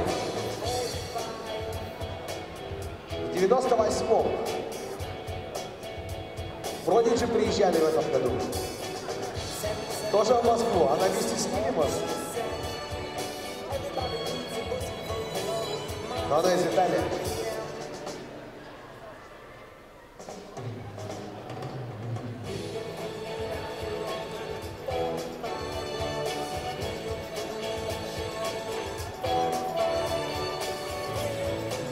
А на старт Томас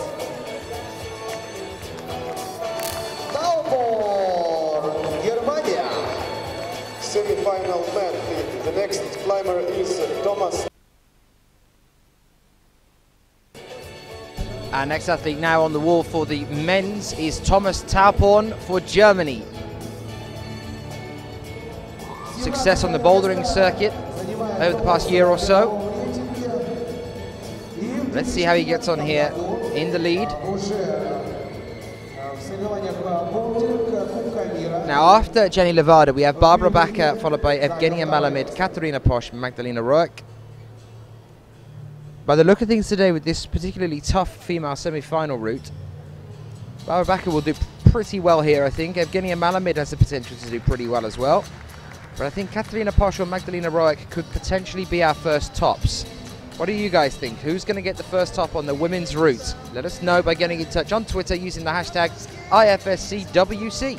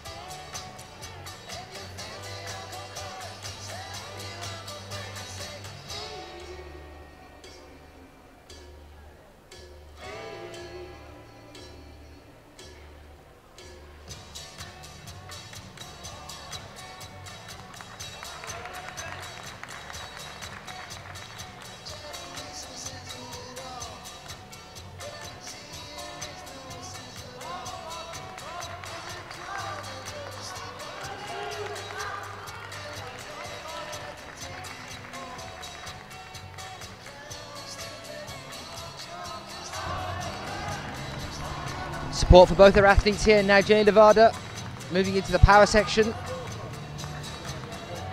A lot of shoulder work going on there. Thomas Tauporn, unfortunately, just coming down past that crossover move, which he did manage. Jenny Levada looking good, though. And unfortunately just losing it there. As soon as I said it, commentator's curse. It looked pretty strong going into that roof section.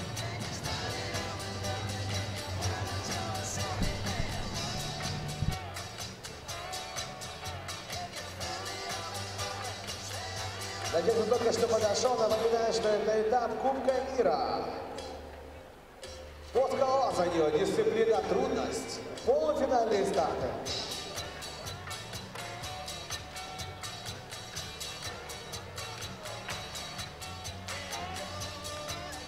Главный судья соревнований Сюзанна Кнабл. А на старт приглашается Михаил Черников, Россия. Semi-final man, please. The next athlete is Mikhail Chernikov, Russia.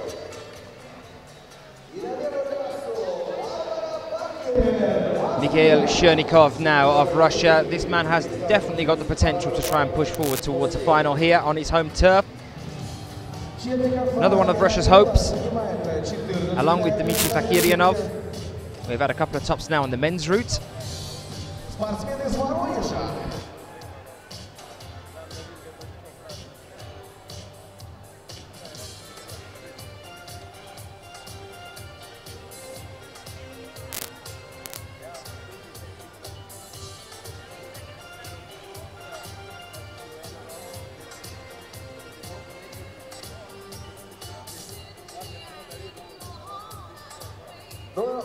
Барбара Бахер очень интересная спортсменка. Увлекается она не только скалолазанием, увлекается плаванием, увлекается бегом трусцой и велоспортом, уважаемые гости. 20 лет уже занимается скалолазанием. Barbara Bacher now out as well. So a few moments ago, she has the potential to do quite well here. Both her and her sister, quite well-known climbers.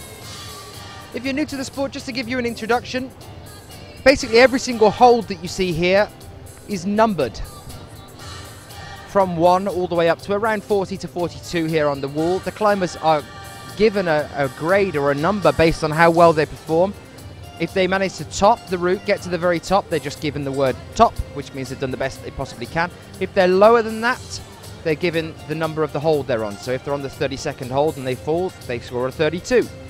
If they're on the 32nd hold and they're moving towards the 33rd, for example, another way we divide up the athletes is if we manage to see them moving on to the next hold, getting a hand on to, say, the 33rd hold, but not quite managing to take it, they score a 32 plus.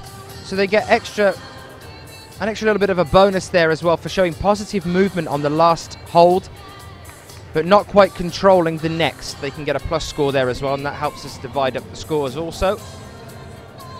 We are with 26 male athletes here and 25 for the women's. It should be 26, but we don't actually have 26 female athletes here. We've had quite a small turnout actually, which is unusual. We usually have quite a lot more. So 25 women, but normally it's 26 placements in the semi-finals, this stage of the competition, and they're all fighting now for the best possible score to get into the top 8. The top 8 climbers go forward into the finals later on this evening, which will be brought to you around about 6 p.m. local time to us here in Perm. The routes get harder then later on. The route setters will be resetting these in the break, and hopefully setting us some really exciting things to see in the final as well. So I do hope you can come and join us for that one as well.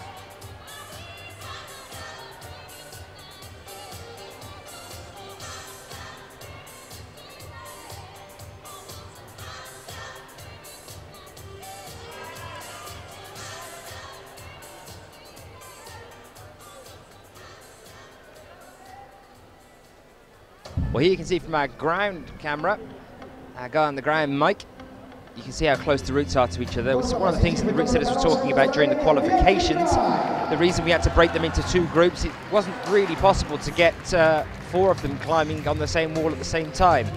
This is about 1/3 of the width of Pers, the wall that we saw there. About 1/4 of the overall size of the one we had in Imst. It's a very narrow wall. Fortunately for Mikhail Chernikov, not quite able to move up to the purple holding across there on that crux that we've noticed on the men's wall either. So we move on to our next male athlete in a few moments. Barbara Backer just about to get into this power section as well. Couldn't quite get that next hold either. We are seeing a running pattern here then in our semi-finals. Who's going to be the first one to break that pattern, I wonder? At the moment, I'm thinking some of the Austrians, when they get out in a few moments' time, are going to show us how it's done. Katharina Posch and definitely Magdalena Roak, who's looking very strong this year. She's out in a couple of climbers' time.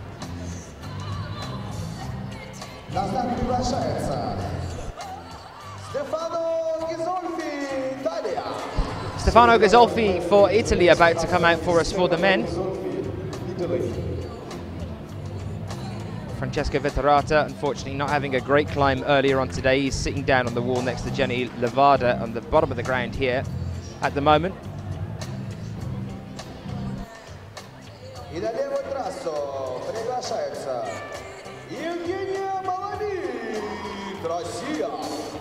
Semi-final women lead. The next climber is Evgenia Malamid, Russia. Evgenia Malamid here now as well. Evgenia has the potential to top here. Hopefully we'll see her through into the finals. Fantastic athlete, seen her in a couple of finals already this year and several in the past as well. Evgenia Malamid on one side, Stefano Ghisolfi on another. 12-е место занимает в мировом рейтинге. Финалист этапа Кубка мира 2013 года, который проходил во Франции. Our 2 athletes starting off here.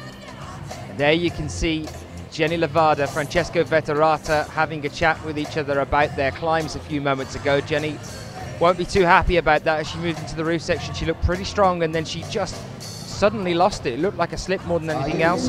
Francesco Veterata came down at the same point we've seen quite frequently on the men's route, them struggling with. Both athletes for Italy now turn their attention to the wall and to Stefano Ghisolfi, their teammates. Который проходил в Австрии. Это этап Кубка мира в этом году.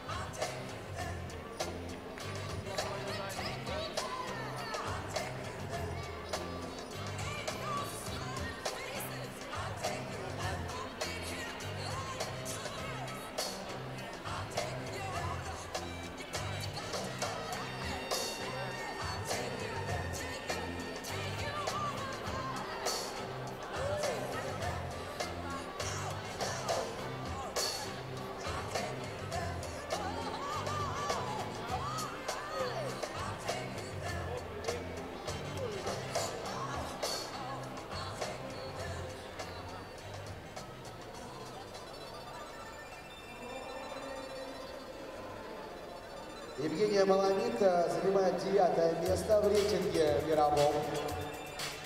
Хороший показатель в десятке.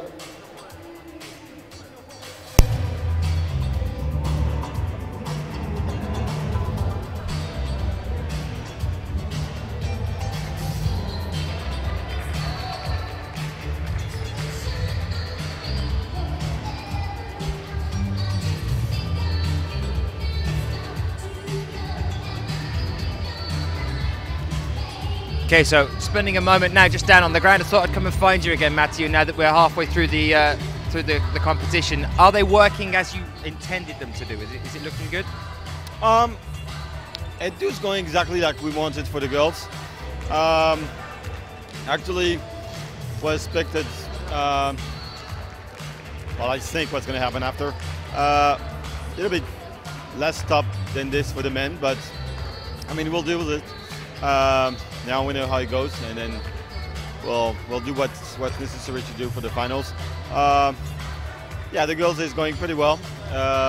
The route is quite like we want it to be. The men's, maybe we expected between 1 and 3 tops. It'll be, I think, something like 5 or 6. So it's more than we expected. So we will have to think about this for the final. But it's okay. It's going okay. Okay, so is that potentially something that you think you're going to be changing some of the final routes based on what you've set already, or are you already pretty confident with what you've got in mind for the finals? Well, it's not about changing the routes. We're not going to change the route, of course. But when we make when we set the final, even the semi-final, we always have different options. So we have to choose the good option. But I mean, we're not going to change something just in the middle of the competition. It's just that we have couple of options in different places in the route, and then we have to take the good decision and to make the good option. But because of what we're looking for the men's, actually we know we have to take the hardest option. That's okay. For the women's, then, who are you thinking could be the potentially the first one to top this one? We've got 2 Austrians coming out up next. We've got Katharina Posch and Magdalena Roak. Are you thinking Magdalena could be one to threaten this route? Probably. I will more say Momokao, that would be the first one, but we never know. I'm looking forward to seeing the top section of this one. So once you've got through the power at the top up there, the last 3 or 4 moves, are they quite tricky? They look like relatively small plates you put up there. Are they more kind of crimps, or a little bit tough for the last few? It's not really crimpy. It's very flat holds. So it is a bit tricky. And then even the last holds, the top holds, it's a very small one. So it's the very small blue and white holds just over the quick draw. It's very small. So it's the decision we take yesterday. It's not to put the big one at the end, just to be sure. It could be hard up all the way to the top. So. Now I know that you guys aren't allowed to be biased, really, but you've got quite a good team here from France that are showing up pretty well. We've got Thomas Ballet and obviously Manuel Roman de Grange. You've also got Gauthier Supper, who just came out and did a top on there as well. How is climbing? I know climbing, most of the IFSC, we are based in Europe and in France, but from where you are, how is climbing perceived in your local area in France? How is climbing perceived in your local area next to where you live in France? Well, actually I live in close from Paris, and then there's not so many top climbers, World Cup climbers just near some Paris. For lead, I mean, there's the national training camp for boulder in Fontainebleau, but I don't see the lead climbers so often out of the course and then the competition. So, but all those guys for lead, they change this year the way to train by the team. It looks to work pretty well for the men, because they see each other not during long periods, but at least every 10 days they meet all together for 1 or 2 days, and it looks to be great, because you create some emulation between the climbers, and it seems to go really in the good way for the French guys. So looks a good decision, actually. And you yourself, how did you personally get into this? How did you end up becoming a chief setter? How did you start climbing? Well, it's a long way to here, but I mean, I've been a climber for. I think the first World Cup I did in lead was in 1992, so it's a fucking long time ago. After I tried also speed, because I finished second in the European Speed Championship in 1996, long time ago too. And then after I did, especially boulder, but the last World Cup boulder I did as a climber was in 2007, so makes a long time between 1992 and 2007.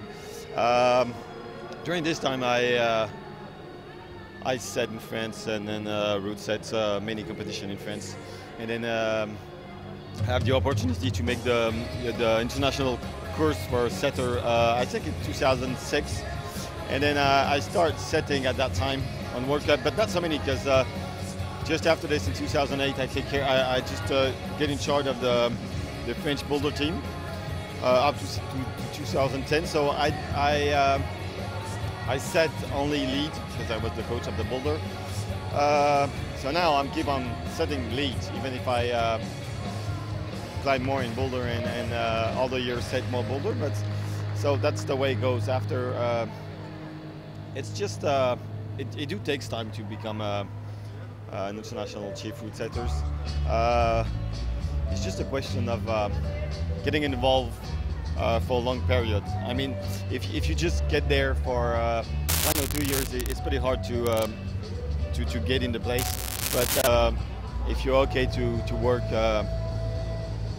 in a long period, like for I don't know, at least five years, it's okay to become a chief route setter. So it's saying yourself, you know, you started doing it when you were way back in 2007, taking the tests there, and it's 2013 now, and you've been setting for how many years as a chief? So the first time I was a chief route setter was in 2008, well, we're not so often chief, but I've been chief at least once and sometimes 2 times in a year since 2008. So that's a lot, and in another way, that's not a lot. But we have the change in France that there is always every year a World Cup in France, and then we also set in the team of this World Cup of the international event in France. So it's something like setting, I don't know, between 2 and 4 international competition every year. So this, and then if you put this more with the national competition in France, you could set something like 4 and 6, at least national competition every year. So I think you could have a good experience with this. Matthew, looking forward to seeing you in the finals, and we'll have a chat about the routes when we see them later on, okay? Yeah. I'll tell you what option we choose for the finals. Thank you, Matthew. I'll leave you to it. Cheers.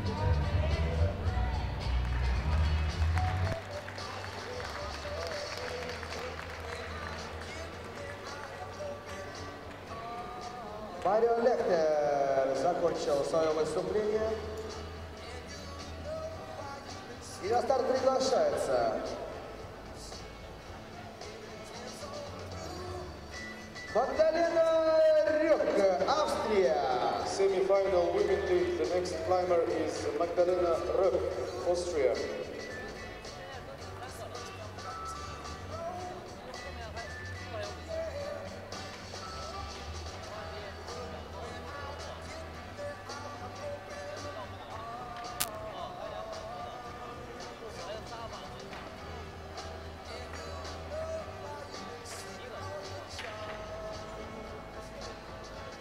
И на старт приглашается Дамен Скофич, Словения. Semi-final man lead. The next climber is Domen Skokic, Slovenia. Но если говорить о Магдалене Рёк, 7-е место, уважаемые зрители, она занимает в мировом рейтинге. Победитель юношеских соревнований, которые проходили в этом году в Канаде. Для своих лет очень опытная спортсменша. Oh, yeah.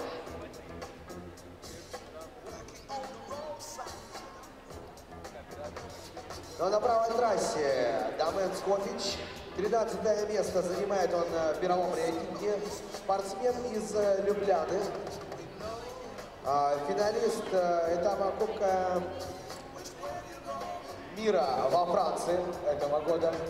Многократный победитель европейских соревнований.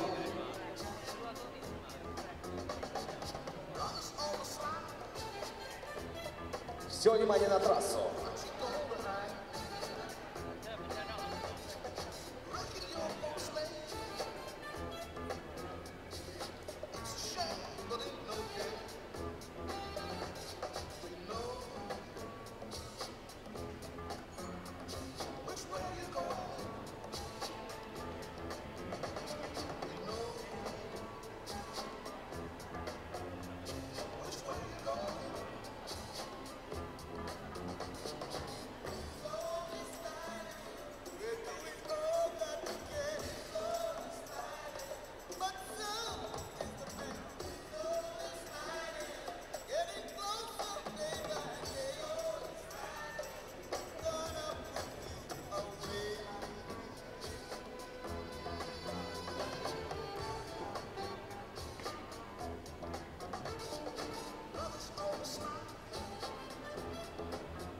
Oh, there's Heiko,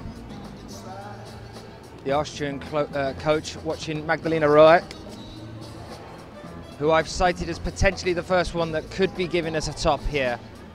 We have Matthew placing his money on Momoka Oda, but let's see how we get on as we move through this. Domen Skofic out now for the Slovenian team on the men's route as well. Potential finalist here, could do pretty well.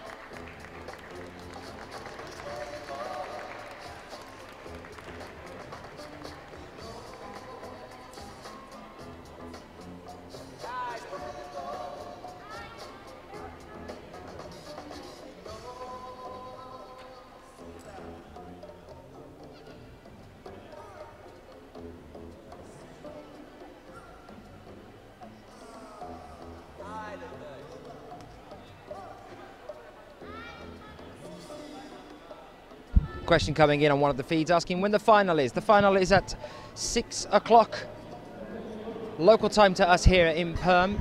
That's roughly when we'll be back with you for the introduction of the athletes. Came back to say hello later on. We're going to be taking a break after we finish here. Actually, not that many more to come now at this stage. 5 more after Magdalena Roek finishes. And she's just moving into the really tough section now. Let's see how Magdalena gets on with this one. Is she going to be that first top, or will we be relying on Momoka Oda to see if she can do it in a few moments' time? Domen at the tricky point as well now on the men's, but we could see a potential top here from him. That could see him through into the finals. Nice heel hook there on the grey volume as well. Up with the left hand now, clipping in. 3 or 4 more holds here, and that'll be a top for Domen Skofic. Magdalena Roek, big move up now with the left. Crowd really behind them as well. A lot of support and applause from down on the ground.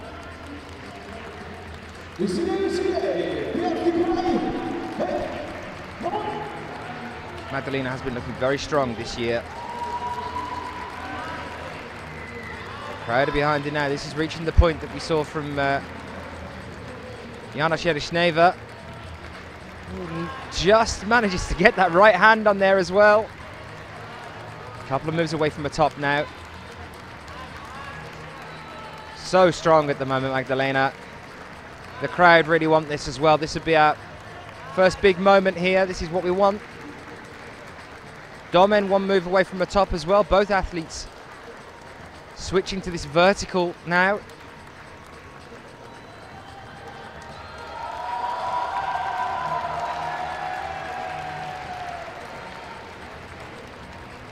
A top for Domen and a top for Magdalena Roek. And there we are, our first female to really show us how it's done. Austrian athlete Magdalena Roek.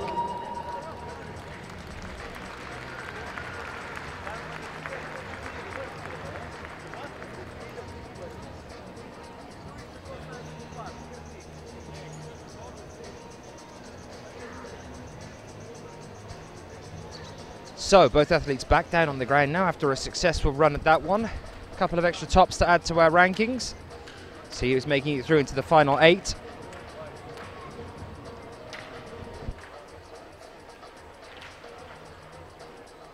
Our next 2 athletes, Momoka Oda and Thomas Ballet. 2 that yet again could be showing us tops here.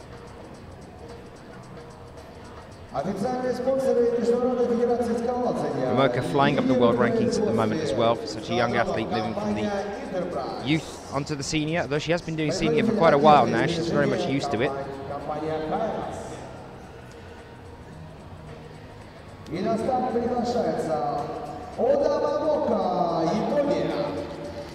Semi-final women team.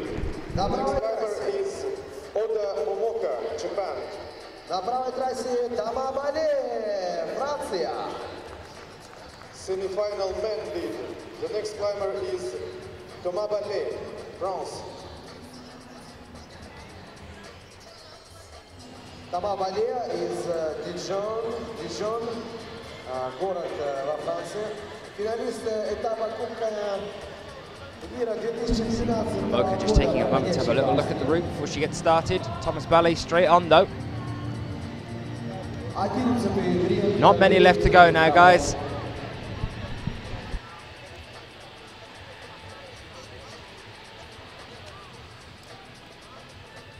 Мамока Ода, многократная финалистка этапа Кубка мира. В этом году ее заслуги уже говорят сами за себя. Второе место в августе в этапе Кубка мира, проходящем в Австрии. И третье место в Бельгии.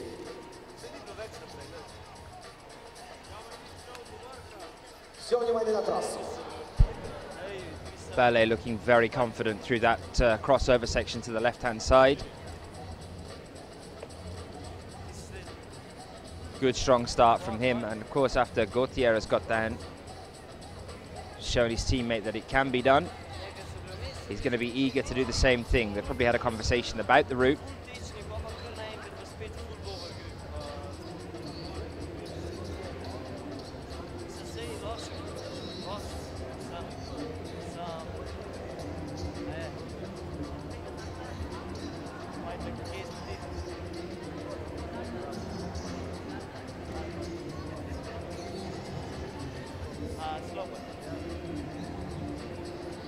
Mamoka slow and steady at the moment.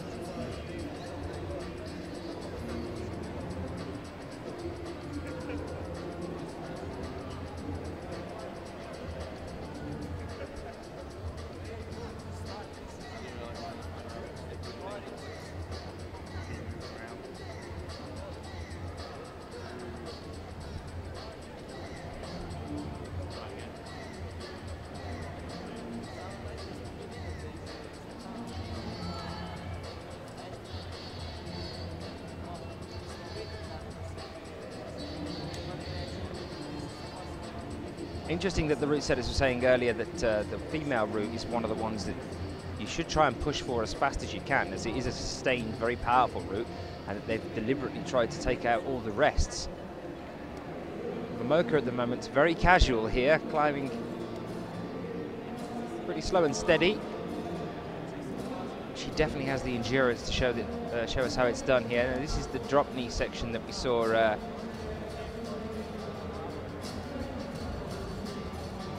Jana Cherishneva doing earlier.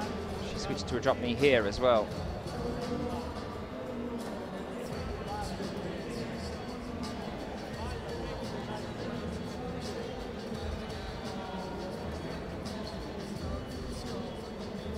How's everyone doing?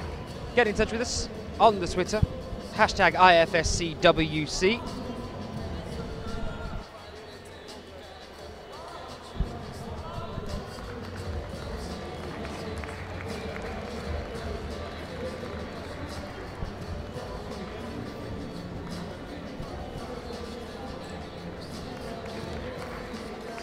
Ballet about to move on to the final section of the wall, the last 5 or 6 moves just ahead of him. Mamoka Oda, around about 8 or 9. She's there as well. Big move up now.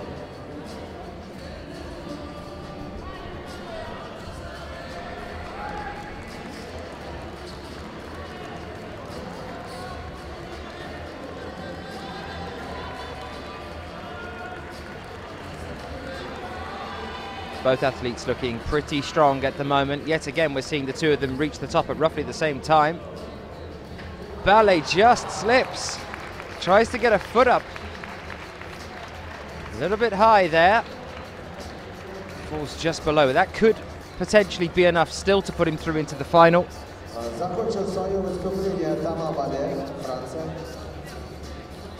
Actually, no, it couldn't actually. We could be about to lose Thomas Ballet due to the amount of tops we've had earlier from Domen and from Gauthier, from Dmitry Fakiryanov.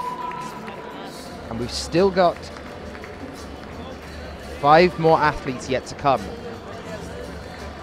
all of which definitely have the potential to top. There's our second top of the day.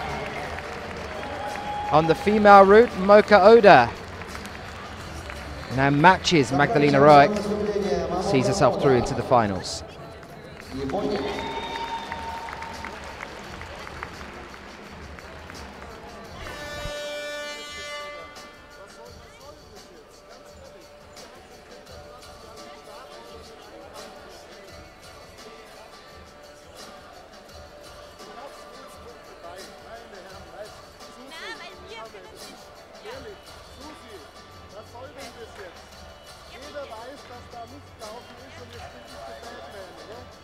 И на старт приглашаются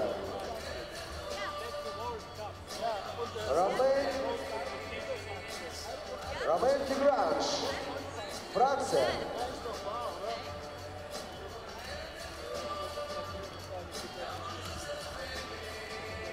Извиняюсь, Мануэль Ромейн, Франция. Next to then, starting off with Manu Roman, looking very strong again after taking that break a little while ago due to an injury. That wasn't this year though. He's come back now with a bit of a vengeance. Took a silver medal in Briançon a few years back on his home turf. He's been making finals again. Very strong French athlete. Got a great contingent from the French team here. Our next athlete on the women's route is also from France, Hélène Janicot.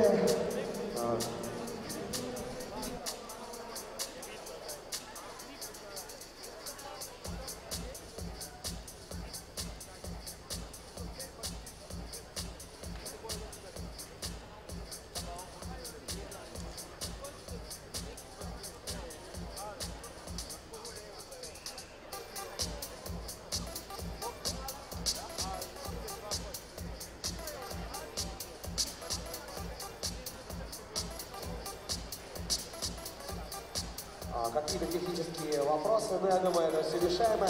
Немножечко информации о Мануэле. 9-е место занимает он в мировом рейтинге. Финалист этапов Кубка мира во Франции, в Бельгии.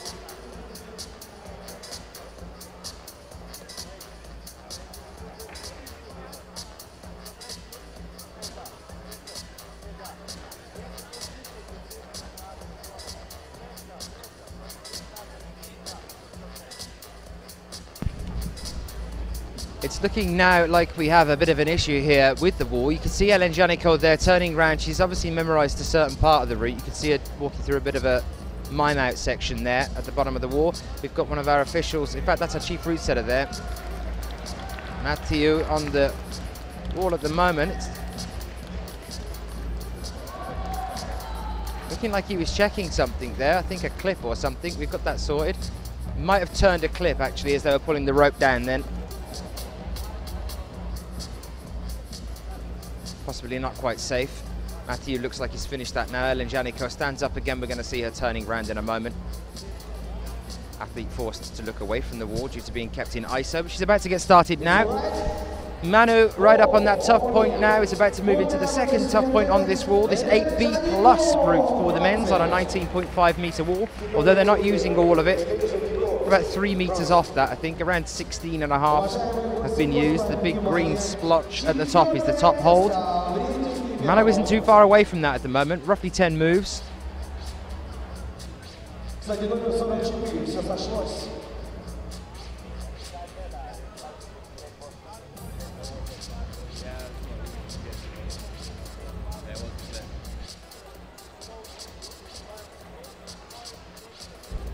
There you are, just had it confirmed, it was the clip. Just making sure it was safe for her to climb.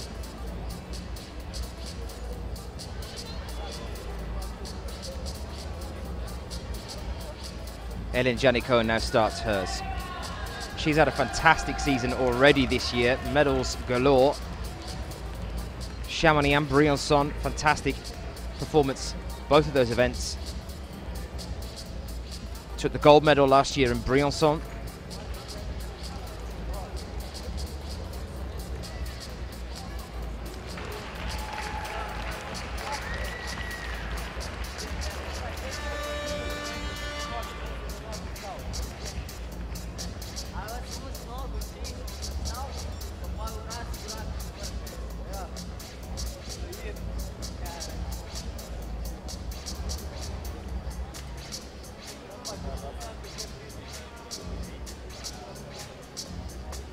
Very nice effort there from Manu, exactly what we would expect from him. We now move on to our next male athlete, Romain Desgranges, our current European champion. Another one we're expecting on the podium, actually. This is the guy that we would expect to see pushing for a podium place, fighting against Ramone and Jakob, who are still yet to climb today. We're getting into the real good stuff now, guys.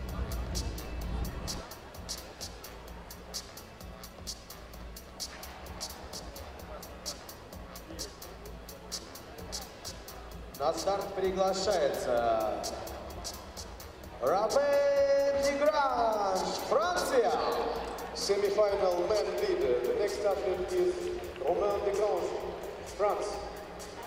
Уважаемые зрители, уважаемые любители скалолазания, 5-е место занимает господин Desgranges в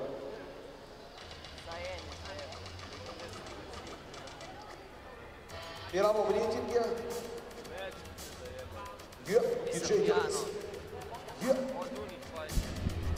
Hélène.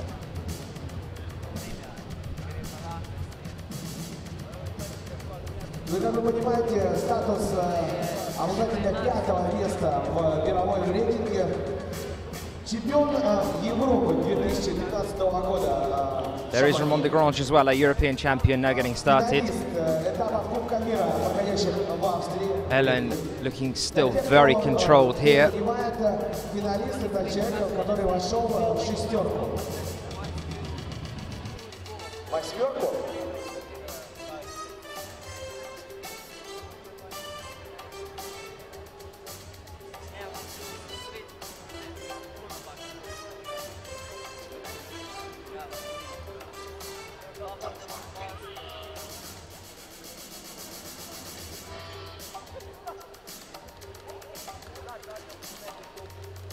Мы напоминаем о том, что час 20 состоится двухчасовая экскурсия.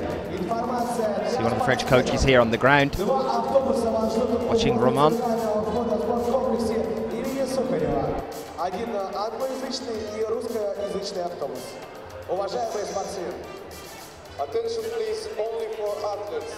The city tour will start at 1:20 p.m. 2 buses will be waiting for you. Ellen about 4 moves away from the top here. Can she make this next one? She's looking a little bit unsure there. Yep, unfortunately just coming down. That could potentially still be enough to see her through into the final, considering that we haven't had many tops at all, 2 in total on the women's route, and we still have 3 more to go. I think that could see Ellen through to the final no matter what at this stage. Not many have reached that point. Next up will be Dinara Fakhretdinova, be a favourite for some of the people here on the ground. Dimitri Sharafutinov amongst them, who's sitting on one of the chairs and tables in front of me. Dinara's coming out next. Then we have Kim Jae-in and then Mina Markovic left to come. Romain Desgranges still looking very strong at the moment.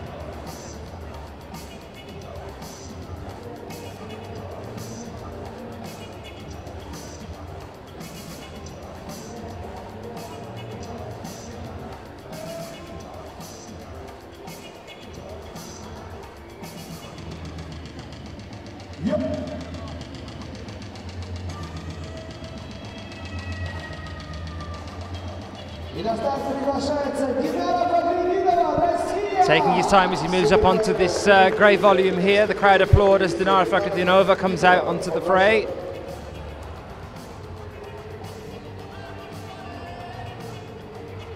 Roman looking very controlled here, though interestingly, recently, it has been a sudden slip that's brought him down a couple of times. He has always come out and looked strong so far this year.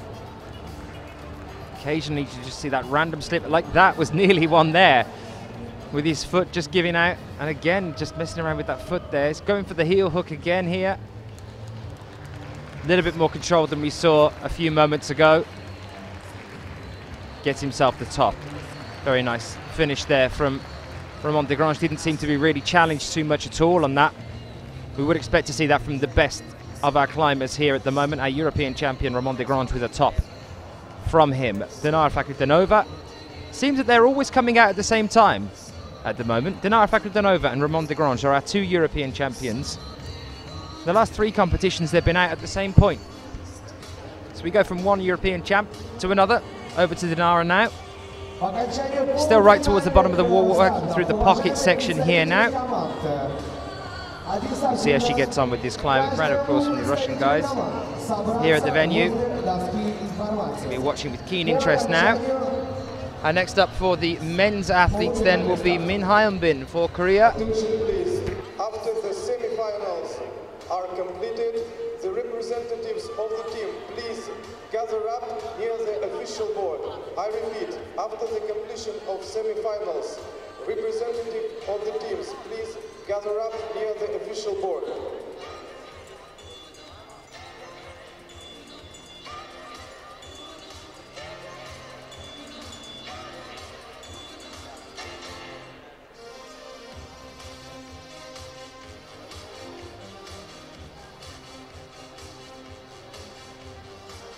На старт приглашается contender, Korea.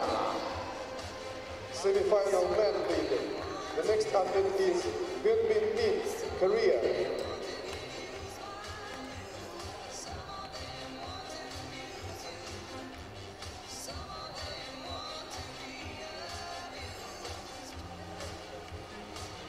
Dinara Fakhretdinova, чемпионка Европы 2013 года. Многократная финалистка этапов Кубка мира.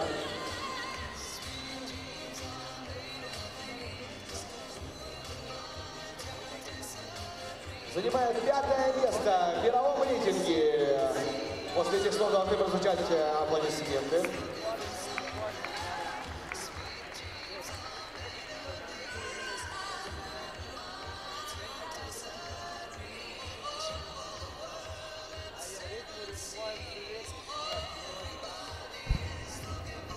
Dinara been doing a lot of bouldering training recently with Dmitry Sharafutinov.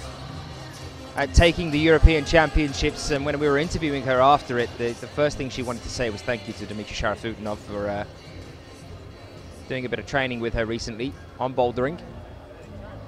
I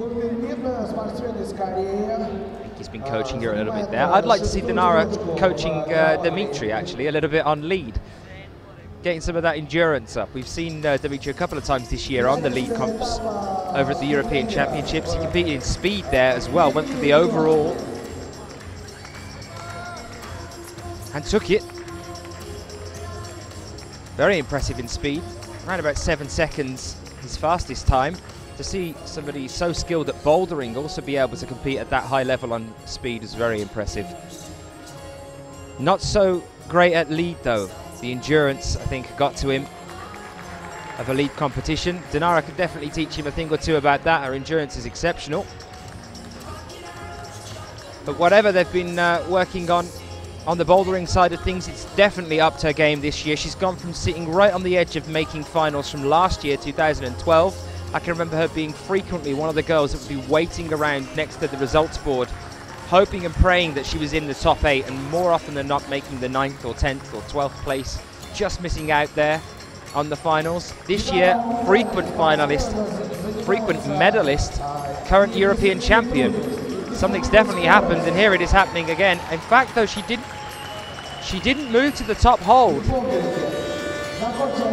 She got the top clip, but she didn't actually move across to the top hold there.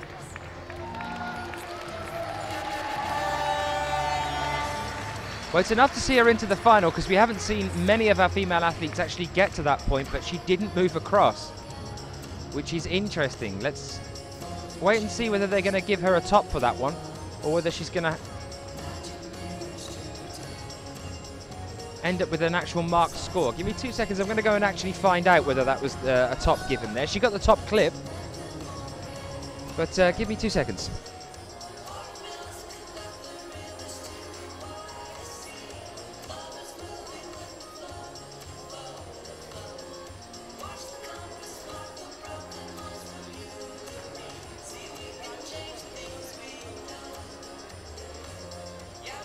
И на старт приглашается Ким, Корея. Semi-final women leader. The next climber is Kim, Korea. И, внимание, уважаемые зрители, первая строчка в рейтинге. Победитель этапа Кубка мира 2013 года в Бельгии и во Франции. Well, we talked about the difference of the qualifications and how the semi-finals will be all important, especially if it came to count back during the finals. Dinara didn't get the top just, but it wasn't a fall. She just didn't see the top hold, I don't think. She clipped in, got the final clip. She looked completely comfortable. She could quite easily have reached up and taken that final hold, but I think she thought she'd finished. And she came down. Both of the judges that were marking that route have both just said no. No top there for her because she didn't take the final tiny blue one that's over to the left-hand side just next to the clip. And that's going to be a nightmare for her for count back in the finals if she's in, say, the top 3. That could be a real problem for her if it does go to count back. What a shame. And it wasn't a lack of skill or that she couldn't quite make it. She just didn't see it by the look of things.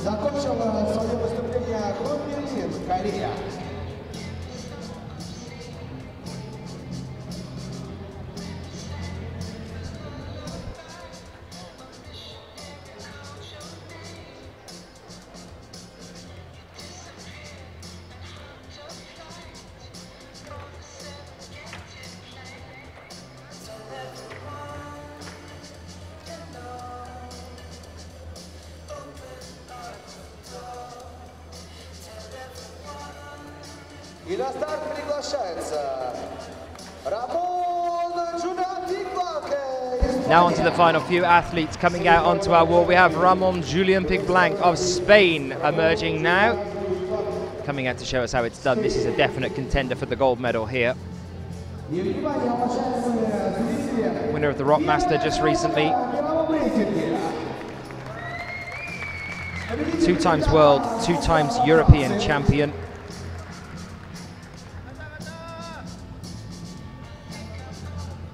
Two tops from the qualification rounds.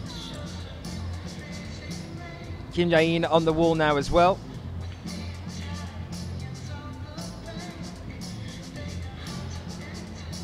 Only Mina Markovic and Jakob Schubert yet to come. World rank #1 Ramon Julian Piglanque on the wall now. World rank #1 Kim Jae-in next to him. Currently on the World Cup rankings for this year, Ramon Julian is now in 2nd place. It is Sachiyama who has managed to get back up there on the World Cup ranking so far this year. A difference between the two of them of 52 points. Sachiyama has 260. Ramon Julian Piglanque has 208. The way these rankings are calculated, basically you get 100 points for coming first.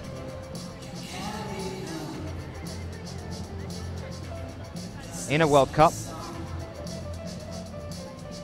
And the points drop down then into 2nd, 3rd, 4th, 5th. This is for the overall World Cup ranking. At the moment we've got Sachiyama in 1st place, Ramon Julian in 2nd, Jakob Schubert down in 3rd with 188 points. And it's Manu Romain, that's Ramon, sorry, that's in 4th at the moment. Not Ramon Desgranges. Ramon Desgranges is tied with Thomas Ballet, down in 8th. The two of them.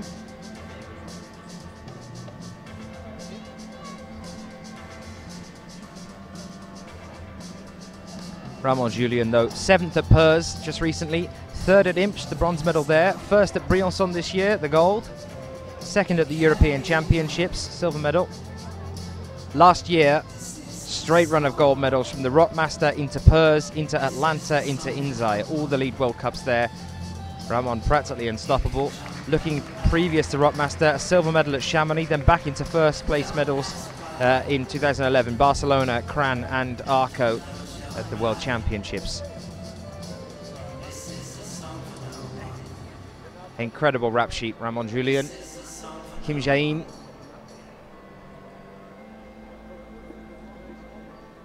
Another one with a very impressive rap sheet.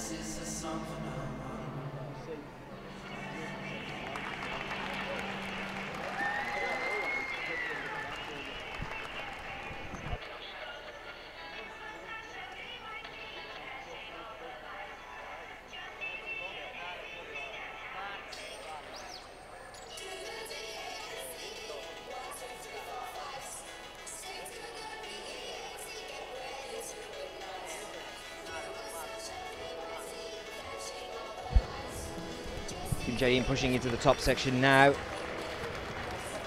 from Gambuk-gu in Seoul. World rank number 1, World Cup rank number 1 this year as well so far. Was number 2 at the end of last year and number 2 at the end of 2011. She's up to game. Gold medal at Purs just recently. Phenomenal final climb from her. You can watch it, it's on YouTube on our channel.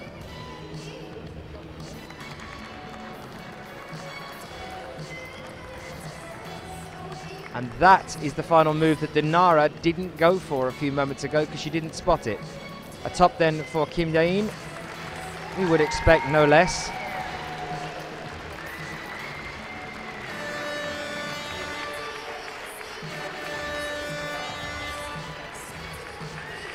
A wave to the crowd. Ramon just moving up to the final 3 moves.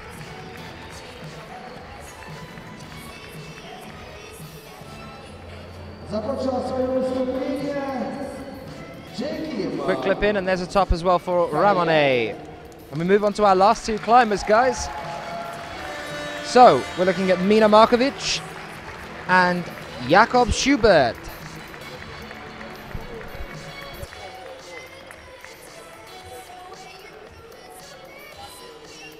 Закончил свое выступление Рамон Шуберт, Испания.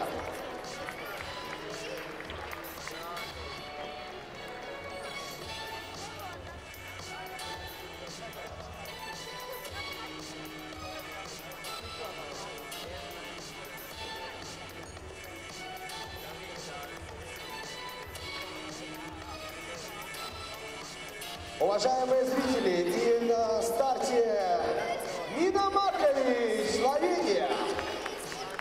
Semi-final women league.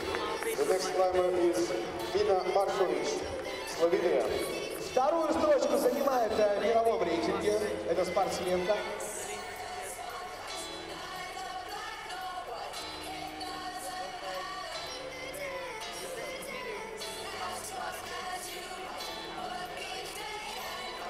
И на старт приглашается Jakob Schubert. There's Schubert coming out to the wall already, eyes locked and focus on the wall ahead of him.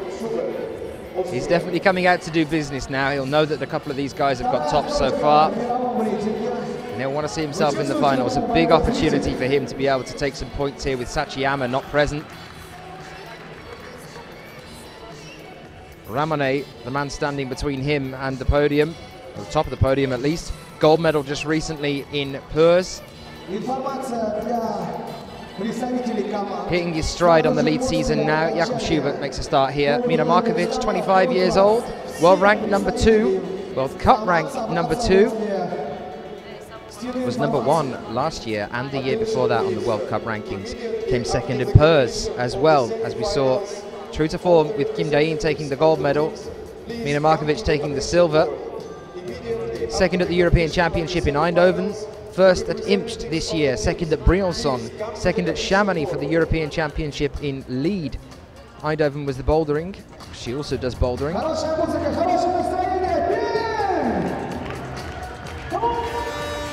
Crowd right behind these 2 athletes now.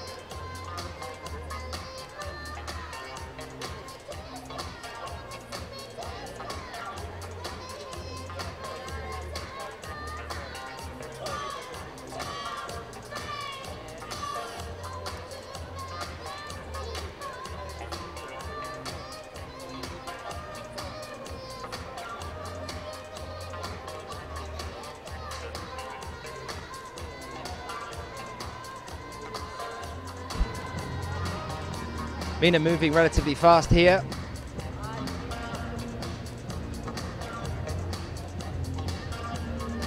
So finals at around 6 o'clock.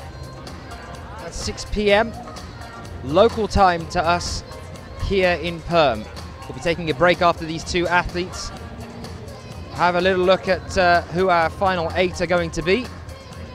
A couple of minutes for the judges to confirm everything, for the IFSC to confirm the results as they stand, and then we'll know who our 16 athletes, 8 men, 8 women, are going through into our final at 6 p.m. local time to us here in Perm. So we'll be taking a brief break so the route setters can reset. 2 more exciting routes to come later on this afternoon.